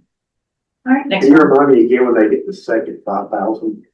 At completion of the program, Okay. and that second one is either 5,000 or 7,000, depending on their success at registry and their attrition rates. All right, so your survey 1, 2, 3 map, so far we've had 103 students that have already started their program, and this is kind of our geographic distribution. These maps are a lot of fun. We're gonna really be able to get a lot of information about where our coverage areas are. And so I think that as this group moves forward, being able to look at this stuff, it's not just gonna be how many people have applied. We can pull up our maps and go, okay, Southwest Georgia needs a class. Let's reach out. Let's see who needs additional training or who can host it for us. Is this the student's address? Is that what that is? It is. Okay. Yep. We can pivot it so that it's the service that's teaching it, right? But, that There's was so just- many overlays you can do. oh, yeah. It's just- We can sort them by, by age and by, previous like employment history and all kinds of stuff like that. So a lot of opportunities for us to work with this data moving forward, but that's where we're starting for our initial ed programs. All right, next one, please. That's interesting. All right, med ed prep. So, we're again doing this testing. This is just what's been taken this year. So on the left, you see the EMT programs. This is just the average of all the programs that we have right now. AEMT is the bar graphs on the right, the average of all of those exit exam scores. So you just kind of see where we sit in the, trauma is consistently one of the lower ones. And I think it's the next slide, I drilled down a little bit on trauma. This And is after the class is completed, right? this is in the class. This is a part of their initial education program. Toward the end of it. Yeah, so some people use the exit exams when they finish the trauma section, they'll Yeah. assign that. But we're not making any stipulations on that. If you want your students to do it at the end of the program, great. I think throughout makes it a better resource for the instructor, but that's up to them. Is it, But they're supposed to take the module exams after that module. Yes, sir. Okay. Yes, sir. do you have a gut? Is it towards the end? What? It- When they're taking it? Yeah. We can pull up the dates of when the students complete and we can have seen in last year's wave, there were several that started popping up the last week of the program. That just surprised me how low it is. Me too. How many students were in the national race? Doesn't it though? Yeah. Yeah, it's just interesting information. What I want to know is what we do with it, of course, right? Like we're going to be collecting a lot of information and what's our ability to be impactful with the things that we're learning. Gabby, we go to the next one. So this was drilled down just on trauma specifically, where you can see the averages based on the sub-content level. So chest trauma, always low, and then that's resuscitation. Over there was also one of our lowest performing ones. And then when you hover over, and I'm happy to get on the dashboard if anybody wants to play with this stuff, but when you hover over each one of these different bars, you can see on the top right corner, it gives you a breakdown of not only do we know chest trauma, okay, but pulmonary contusion, blunt trauma, hemothorax, pneumothorax, all of those things. So we can see, okay, well, what is it about chest trauma that's so hard, right?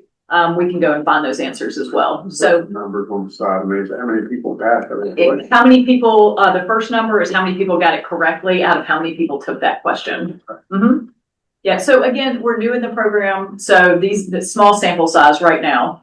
But at the end of the calendar year, when we look at this, I think it's going to show us some trends and opportunities. So ideally, we're able to look at this information and go, okay, Region 1, you did really bad at chest trauma. Scott, your Con Ed directive for this year is maybe doing some chest trauma CE programs, right? That's a good directive for your RTAC because we know we've got licensed providers now that scored a lot lower in that topic, right? So we can just be a little bit more data driven about our approach to it. We can go to the next one, please. All right, so our applied anatomy and resuscitation labs or the cadaver program. These are all the courses that we have scheduled and where they're going to be. Region 2 is our first one, so that's Lanier Tech. May 11th through 14th. They have been very generous over there and invited anybody else who wants to host a lab to come and join us, so that they can kind of see what it looks like and kind of the nuts and bolts of the program. Our first couple are us just kind of trying it out and seeing what it's going to look like, right?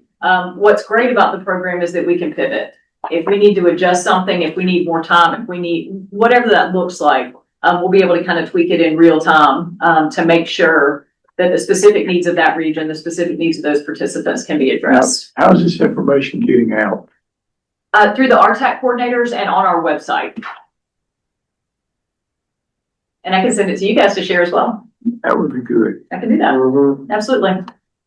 Yeah, the Lanier Tech registration link has just gone live within the last couple of days. So more to come on that one. I think I have another slide on it.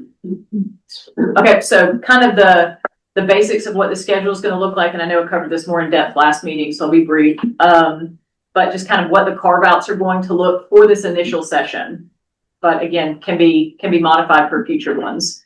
Kristen and I did kind of like not an orientation, just an informational session with people who were interested in hosting. We had 4 different paramedic programs that participated in it. We kind of talked over the schedule. We talked over what our roles would be and what their roles would be, the equipment that we would be sending, resources, things like that. And after that, everybody was interested, which told us hopefully we were doing something right, that everybody was interested in engaging in the program.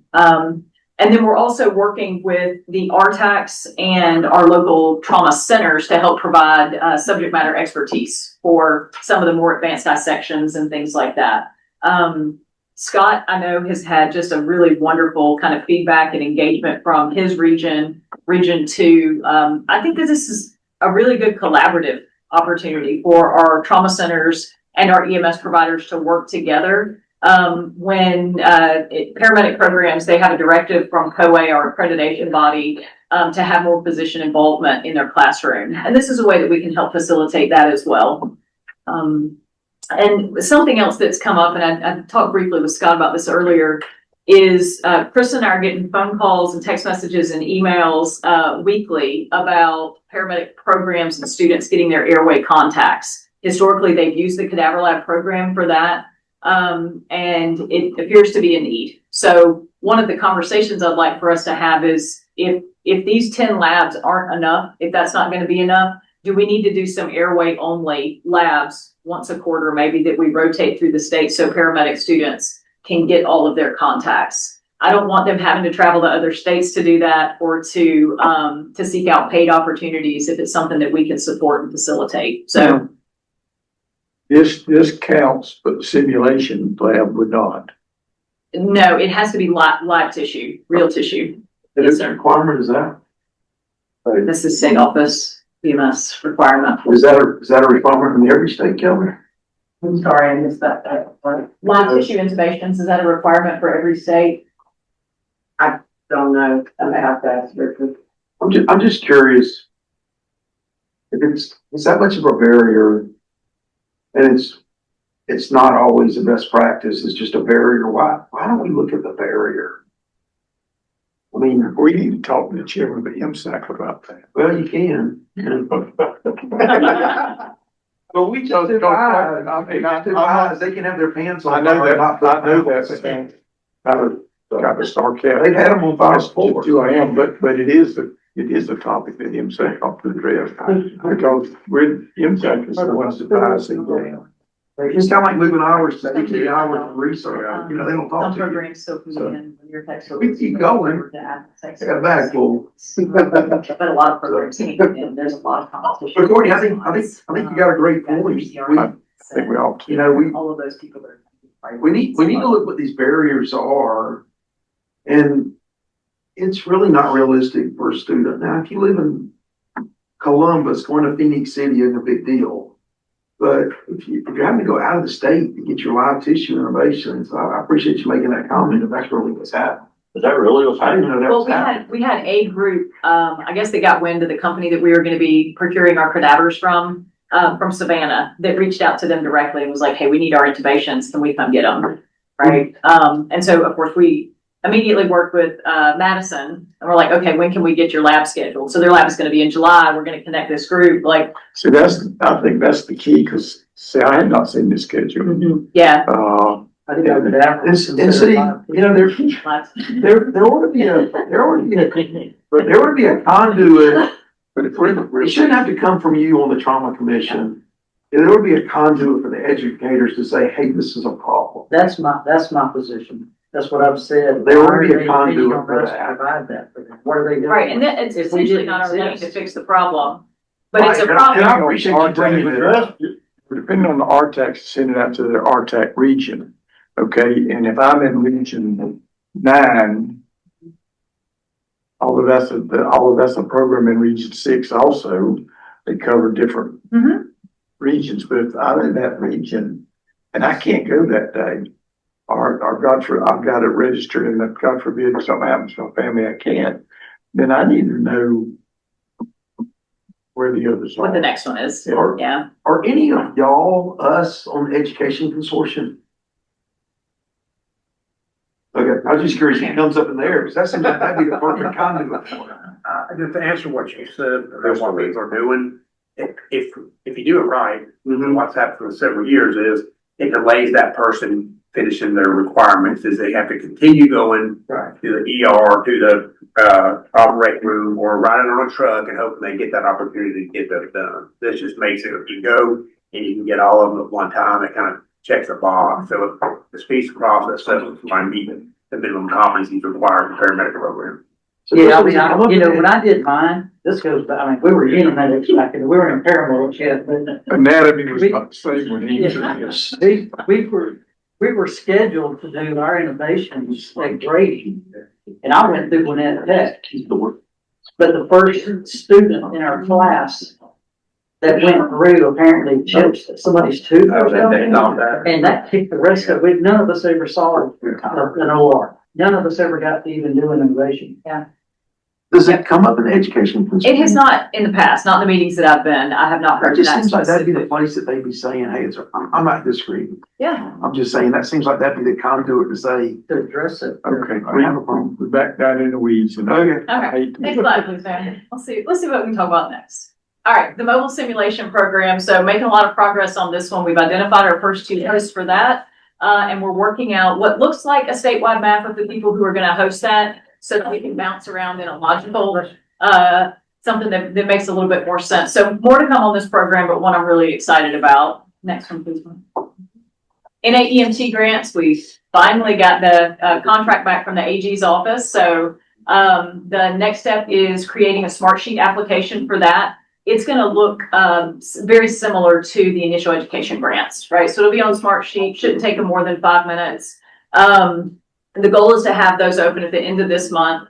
And then the compensation, $200 per student participating. That's a specific request from our small services that maybe couldn't have 12 students in a program. So now they'll still be able to do a smaller course. But if you look at the averages of what we were paying for 14 or 16 or 18 students, there's not going to be a significant change in the financial reimbursements for them. But we also put some incentive in there for signing off new instructors. That's something that this group has talked about and many others, is that we lack a lot of NAEMT instructors. So there's going to be some additional compensation for allowing them to participate in your program and then having the affiliate faculty sign off on their instructor credentials. So hopefully we have even more uptake of the program next.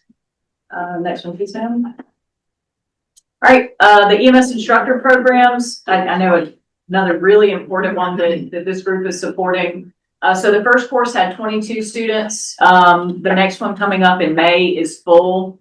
The one in July has 18 students registered. And then in November, I don't remember how many that one had, still had students in it. And then we're continuing the instructor symposium support for what OEMS is doing.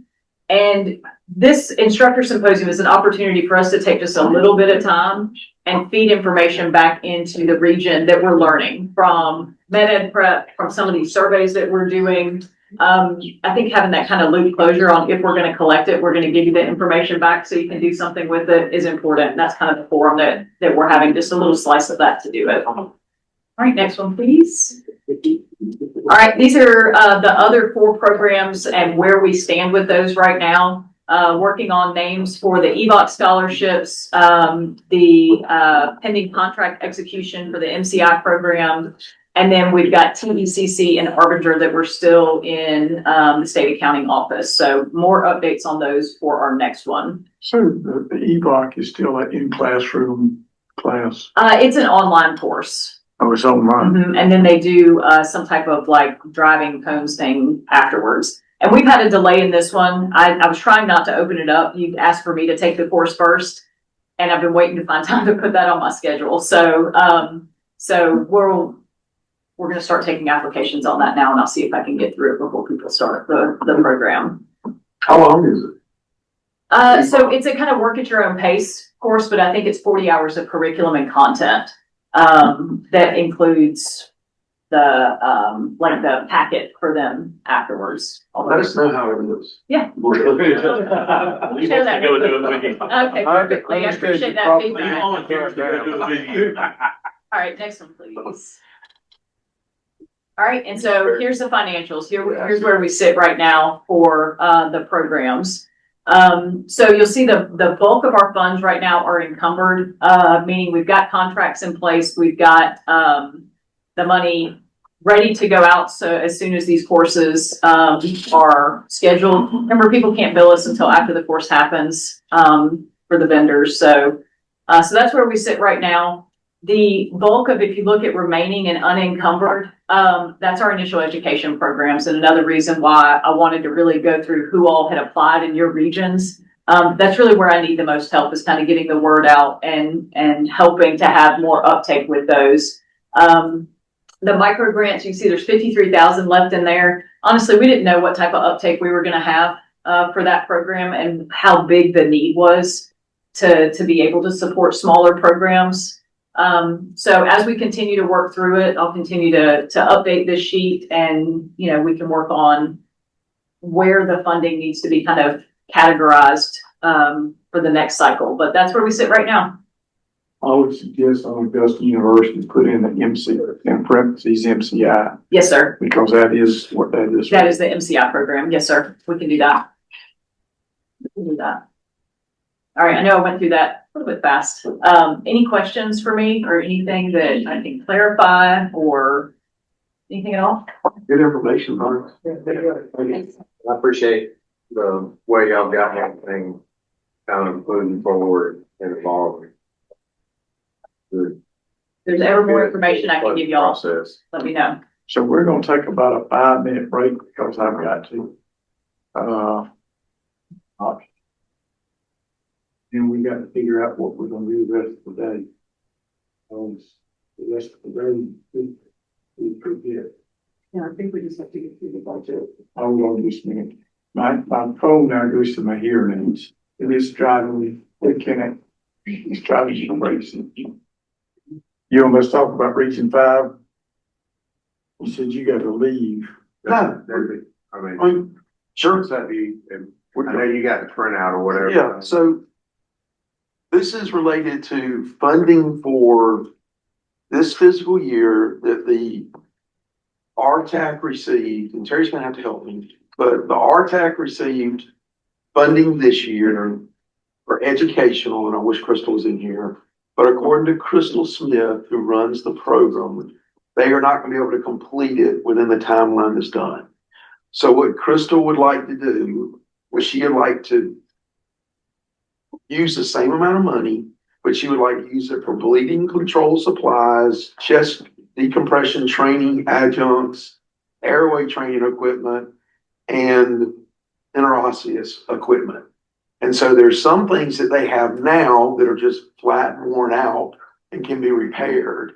And there are other things that they don't have that they like to purchase as part of this. And it's a regional cash, for lack of a better term, that they're moving out. And I think they have 2 small trailers now. I've lost track of the trailers. And people check them out around the region. So when they're teaching a class, this trailer goes out and then they use it for teaching classes, and replenishing some outdated stuff and then replacing some of the stuff that had been used. Right. And Crystal, we had a council meeting yesterday. So Crystal brought this change to the council and the council agreed to it. So Terry and I are bringing it to this group to see if that'd be okay to change. All right. And if Crystal's on the line and can say in 30 seconds or less, if I got something wrong, jump in. Let me wait till Liz gets back. I don't have a problem with this, but we can make it. It was legitimate. Okay. I am online, and it's just kind of there were 3 buckets that we were asking for. It's one of the 3. We were to deliver 4 classes. The money hasn't yet actually arrived in Region 5, and even if we got it tomorrow, we're not going to be able to turn around 4 classes. But we do have some outdated equipment that definitely needs replenishing, and this would go a long way to do that. And it supports the very classes that we were hoping to do. This is back in place. Can you restate what you're talking about, Lee? Sure. This is a request from Region 5. I thought we thought you. Crystal brought to the council yesterday and the council agreed to this. And so they'd like for us to present it, meaning Terry and I. Terry nominated me to speak. So there's educational money that's not going to be able to be spent in the time allocation for this year. Allocated for any specific educational program. Or is it I'm not just taking questions at this week. I don't know the answer to that, Courtney. I'm sorry. I don't know the answer to that question. Can I make this simpler? And I think it'll go a lot faster, I promise. Because I've talked to Crystal and she's not the only region that has kind of the same problem, just the amount of time it took to get the funds. Everybody was looking at all the data that we just saw for equipment, and that's pretty much what all hers is equipment, to my understanding, right? That was approved. My understanding. I've got the same problem, not nowhere near as big of the amount of money that we just blanket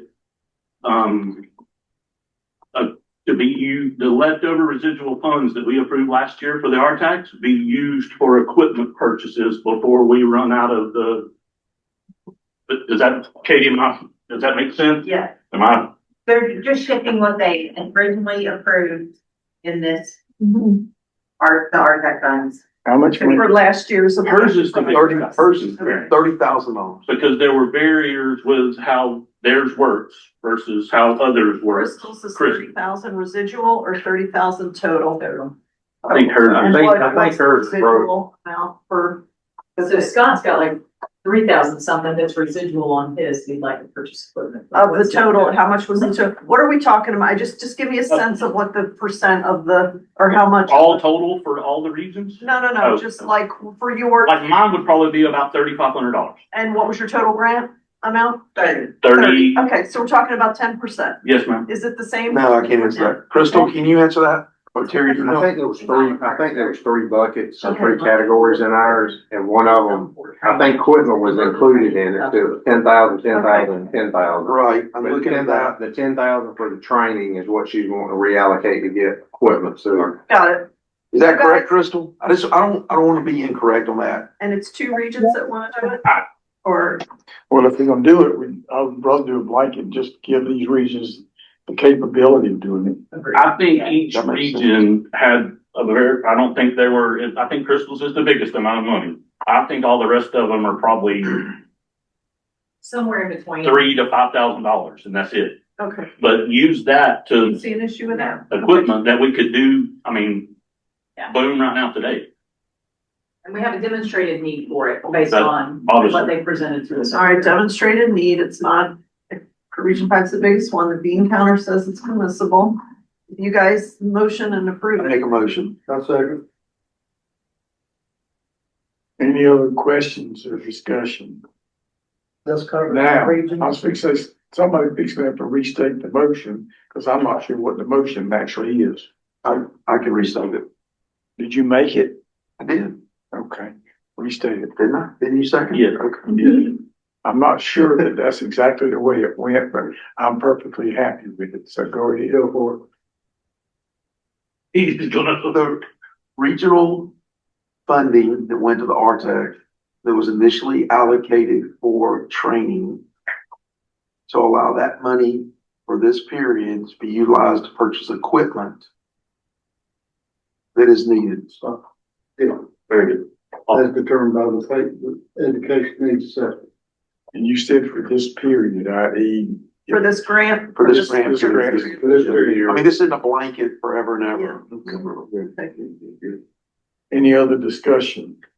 Do we have like a list of we know exactly who? Okay. Okay, good. That's good. Cause I would just make sure. Okay. Any other discussion? All in favor, aye. Aye. If there's anybody who disagrees, let it be known by aye. Hearing none, the motion passes. Thank you. Sorry, I didn't mean to. No, I think it makes sense to jump it all in together, so no, that's great. Now, we got budget to talk about. And what we need to do is be succinct where we can, because we already are where we at. So, I think if you approve your reallocation plan and your buckets for your fiscal year, that should do it. can we put that up? Yeah. We can. Looking pretty there, both. Laurie? Yeah. On by himself. This is the only time we get to my ball spot. Wow. I got one. Then I'm first over. Yes, and I'll collect this, so I had to restart Zoom. That she's going to. So we got some money we need to reallocate. Then we'll have to vote on our buckets for our budget.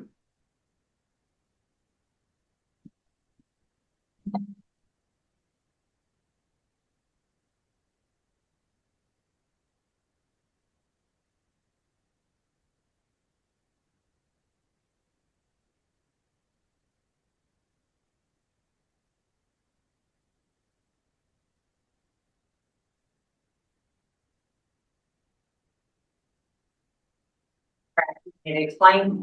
Yes, please. All right. But you're gonna need to come up here so they can hear you.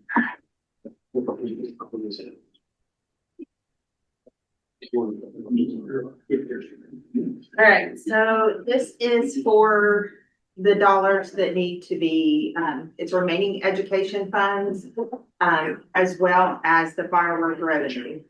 The first line shows the remaining EMS education funds, so this 106 was left over from 2025's education funds, because as you know, that contract went into 2026. So it was, the final invoice was due in February, so that has been done. Education is done for 2025. So that's the remaining funds on that from FY25 on EMS education. The next line item is the FY26 remaining funds, and you will see each bucket that those remaining funds came from: the EMS equipment grant, the installation reimbursement. As Tim mentioned, nobody has submitted for reimbursement on that. Small variance in the equipment from the budget to the PO. And then the toolkit, pre-hospital blood. And just remember, all these items are going back into 27. So we're not losing those funds. We're just going back. We're taking the FY26, since we cannot get those encumbered before the end of the fiscal year, and putting those in FY27. So the toolkit and the pre-hospital blood will be 2027 line items. But that won't be available for July 1. Correct. So where y'all start with setting up a time to get the group together? We have a time or location in moving on our meeting. No.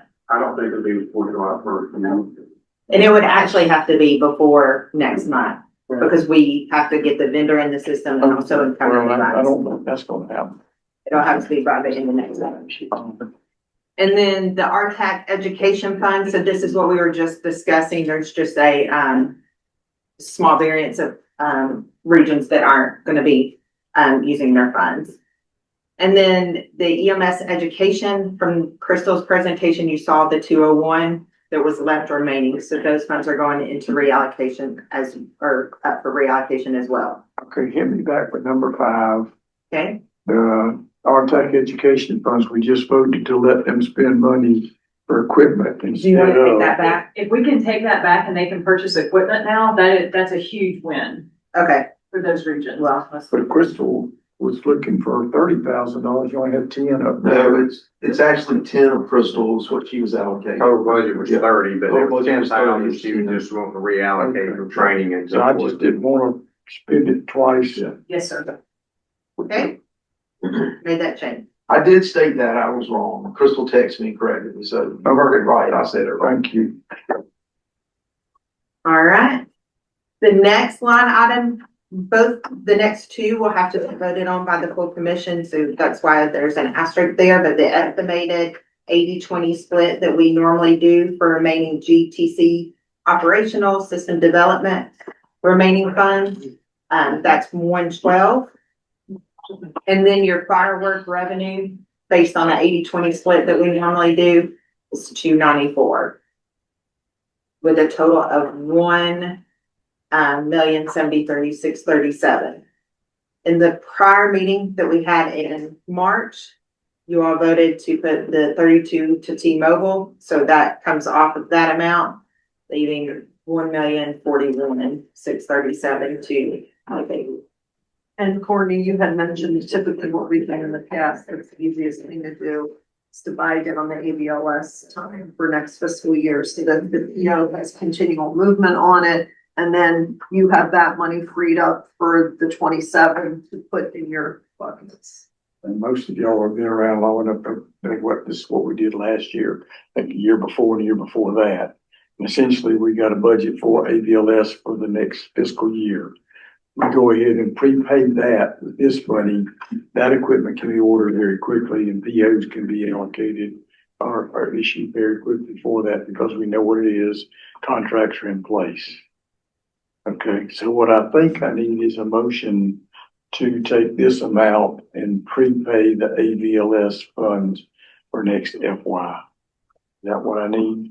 Yeah, we'll encumber it to the ABLS for Yes. 27. I'll make the motion. This whole amount, the whole amount of that. It'll go, it's only, I'm putting in his,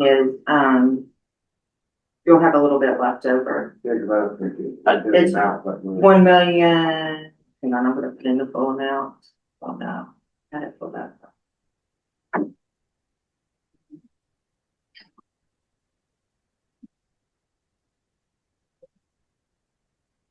While she's doing that, Courtney, I just want to bring up one thing, and I don't know what it looks like, so you can tell me, Scott, sit over and be quiet, but I'm gonna at least throw it out there. When we tried to do that $250,000 for the blood, and this year, that was probably the most impactful thing out of this group that was gonna go forward.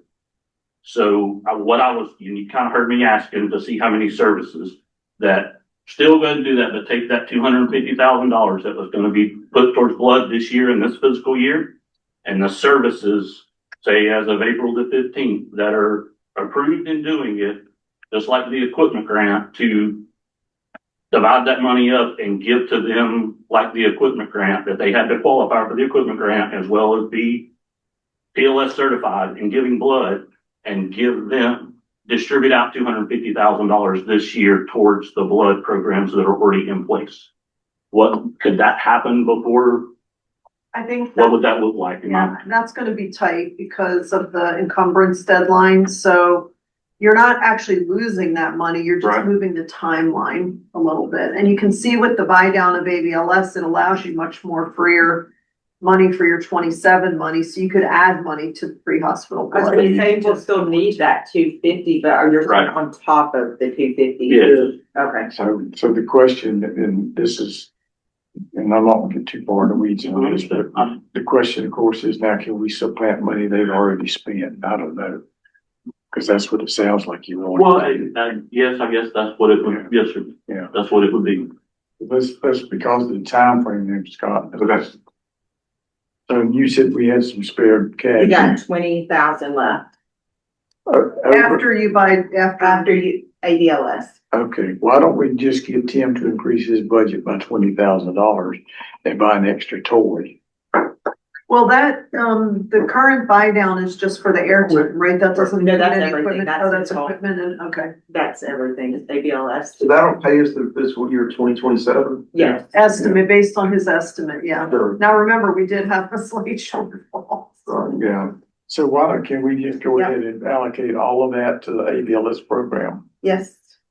Okay. I think rather than trying to split hairs with $20,000, if you do the math on that, $20,000 is a pretty small percentage. So Tim, did you hear we need 20,000 additional? Yes, I did. Okay. Yes, I heard you. Don't tear up over it now. Yeah, right.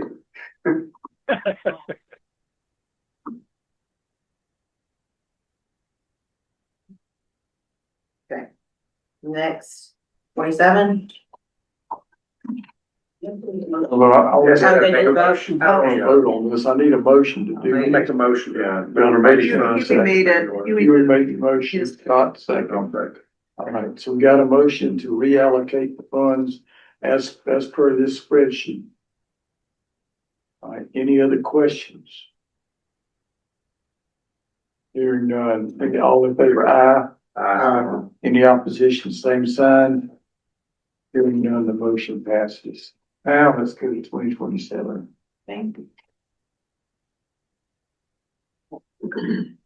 So the total pending commission vote is the 5 million down here, 5 million 53.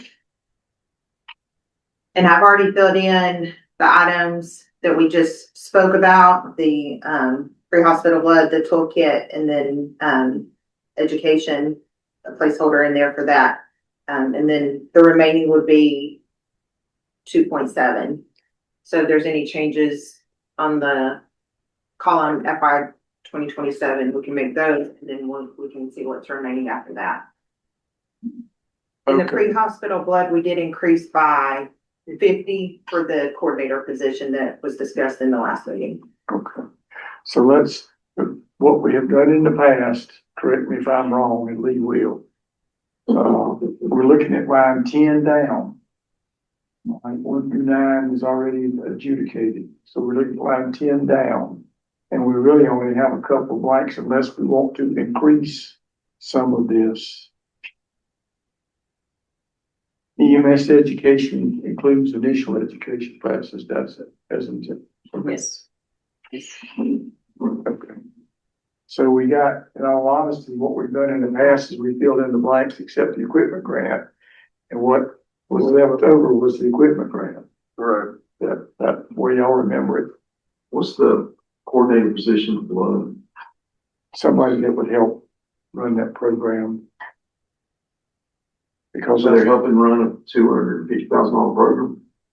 No, so it would be somebody for the whole state that people could go to that, to help them get the blood program started and point them in the right direction, everything. We talked about that at the last meeting, I think. Mm-hmm. I'm not opposed to it. I just, we got 10 training coordinators, at the state. It seems like we got a lot. Okay. Well, I wouldn't argue with you, but we voted to do it, I think, last week. I didn't remember it was put out, which I'm fine. Yeah, I mean, you see a number now and Based it's, it off of like the RTAC, just the standard, the way the RTACs operate, and I'd be honest with you, I don't know if that pre-hospital blood, it's big, and like, it's not going away anytime soon, and if we wanna proliferate this, you gotta, we don't have the bandwidth within my team of 5 to do that, so if you wanna be serious about it, I'm not saying that you don't think it's serious, I'm just saying if we we wouldn't want be doing it to. in 3 counties. We didn't think it was serious. Exactly. So I mean, you need some kind of asset proliferation piece, not just for the 30 services that are doing it right now, but if we think we wanna. I guess my question is this, You can take it, I mean, we can always not carry it on. It's up to you. Here's my comment on that. So I think there's plenty of state government to take care of it. That's a blanket statement. Take it what it's worth. But if we don't support the programs that are in progress and continue to be in support, they won't last 10 years. So we need to think about that. I'd rather see $50,000 go towards supporting programs, which is a drop in the budget, what it costs.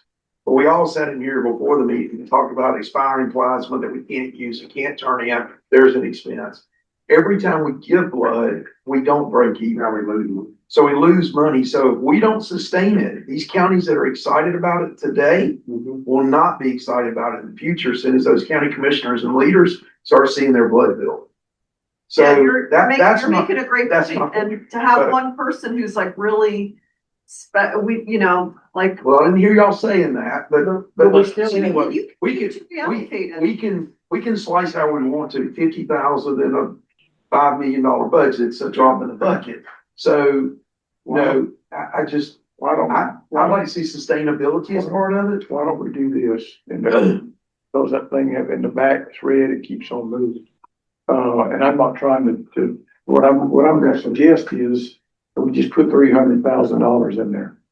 And then we can just discuss it by coordinator or pick up some tabs on. Actually, like to see that number bigger. There's I was gonna say, there's money in there to make that bigger, to support what you're talking about, the ones that Where are you want it already. to be. That's what we're discussing right now. Well, right now, as it stands, we're gonna have 4.8 million for equipment grant. No, No, two. 2.7. got 2.7, 2.26. Okay. And what was the Remaining. last? Yeah. It's That's actually without, 2 million. that's without filling in So we- the other We line. have a little bit of money to do something. Yes. What did you are tech education last time? That was what we're not gonna do any additional RTAC stuff That's until what all we're- that. we just had to- residual- Okay, I didn't realize that. I said we were moving money So later. that line is blank. Why don't you put a 0 in there so people. Yeah, that's- Well, there it is, but it doesn't. It's the bean counter equivalent of 0. Yeah, Oh. see if I put 0 in. That's her language that she Okay, speaks. all right. So the only thing that we've got, so we'll have right at the moment. So we got 6 in the equipment grant if we don't increase the money for blood. Am I saying that right? If we don't do anything, we have 2.7 for equipment grant. So if you just leave equipment grants as what they were this year, what does that leave for blood? 780. Now, we do need an increase slightly in the equipment grant from last year to keep our floor Yeah. amount. We're still looking over 700,000. They're still looking over 700,000. Yeah, I mean, that's an improvement. I'll hire a heck of a coordinator. For Harold, what? Heck of a coordinator. Put 400. I might apply for that one. You're right. That's gonna be your other duties assigned as a vice chair. It's gonna be the coordinator of the I'm pre-house. putting 400,000 in for blood. Make it 5. I was good. Let's do 5. Let's do 5. All right, Make it 5. make it 5. We feel like an auctioneer now. Well, we had 250 last year. We're getting So we're smart. hoping we get 250 for this year, so that's.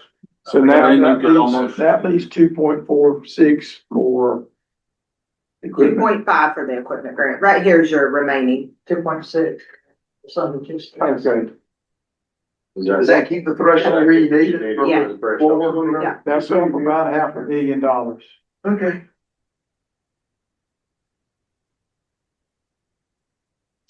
Absolutely. Y'all steady committed to that I'll accept the motion or not. But if y'all want to do anything. I think it was, yeah, to make a motion to approve the funding for fiscal year 27 as stated. I have a motion. Second. I have a second. Now we can discuss any more. We generally discussed before, which is not according to Robert. He's not here.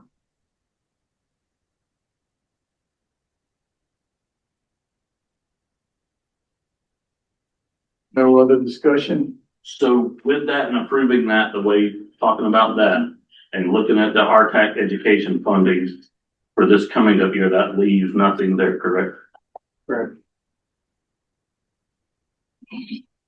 Correct. We're at 0 now. 0 remaining.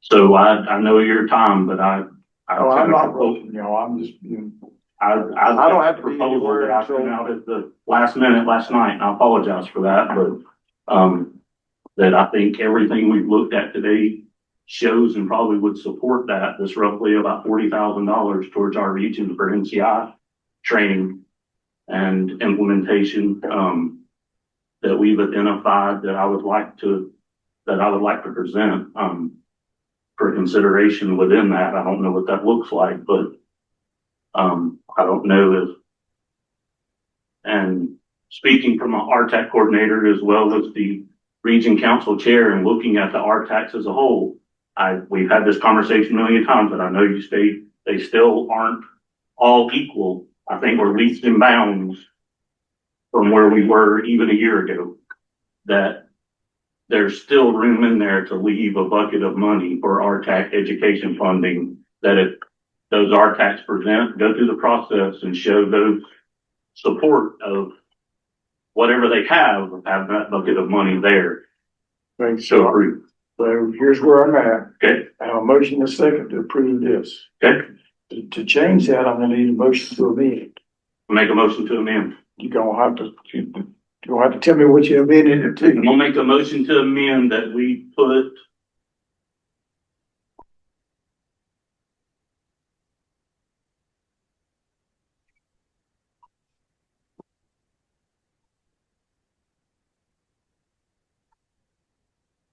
well, ain't nothing like being put on the spot.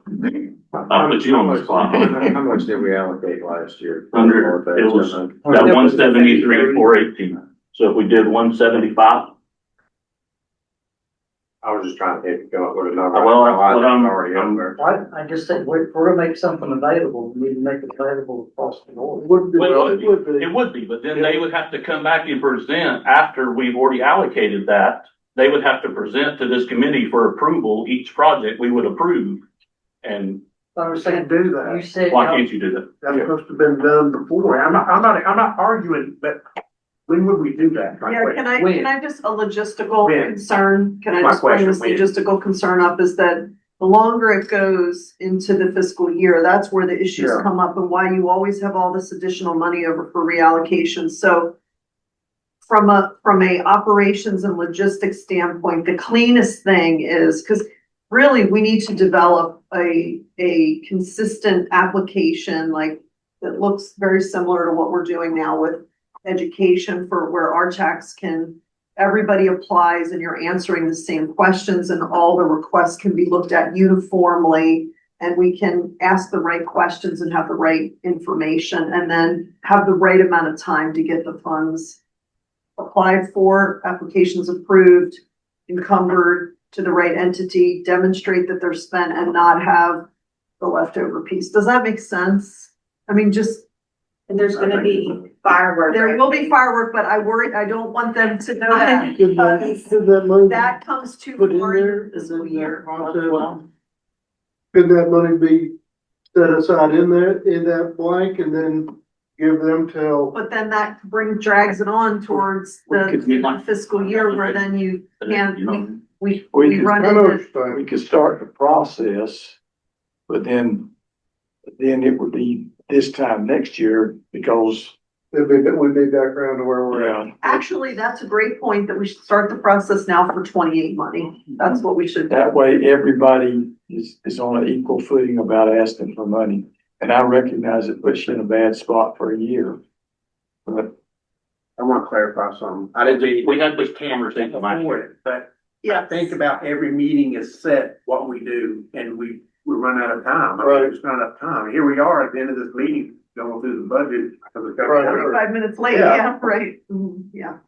That's what I'm saying. And I just. I drove 2 hours and 45 minutes to get here. I'm not being ugly, but maybe we need to allocate longer for the I don't meeting. care what time it is right now. Right, I'm just saying right. that I think that this is, just going back, what happened last year, we had those presentations before today. It was today that we had this presentation. Yeah. Right, I think that. And I'm not opposed to it. I just want to make sure if we're gonna do that, we make it available for all 10 regions. So if we're gonna say, yeah, we'll sign off on 40,000, we need to have $400,000 up there. That's just my. No, I hear what you're saying. Each region has the opportunity to do that. All right, I've got a motion to amend. Do I have a second?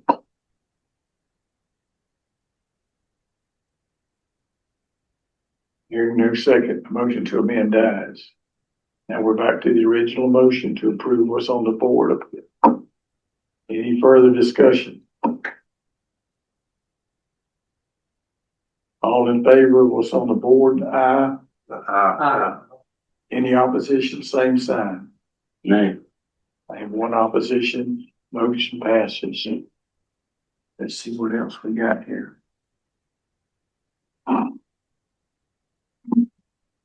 We'll give you oh, Scott, have you got a report from your? No, so we're constantly working on getting these, lesson plans together and eventually. I'm going to reappoint a chair for the blood committee. If you're interested in chairing that group, just let me know.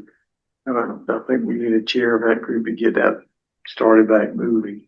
The March Pause Initiative, I and Dr. Maves have approved the initial draft of the March Pause slide set. He's working on finishing that, and hopefully that will be done in the next 2 weeks. After that, the remaining funds, after we pay for that, will go to Dr. Maves' program to do more of her classes. If y'all haven't taken that class, I would encourage you to do so. I took it. And, essentially what she's doing is pretty much exactly what we had initially planned to do for March Falls. And it's very well received at our hospital.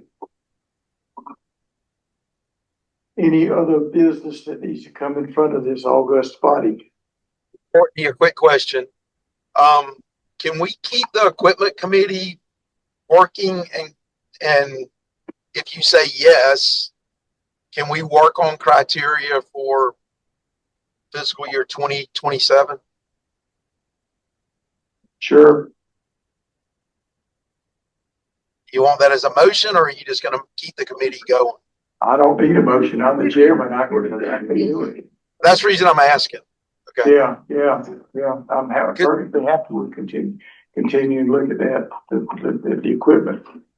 Because we had all talked about trying to develop more guiding principles, I guess, for the equipment purchases. And those in the room that were on the group or on the phone, please chime in if you'd like.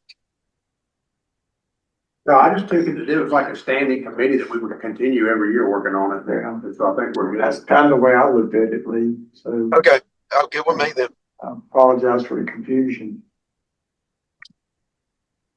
I got Snicker bars here if anybody needs a Snicker bar. They're coming to my office. All right, no other business. I will entertain a motion to adjourn. So moved.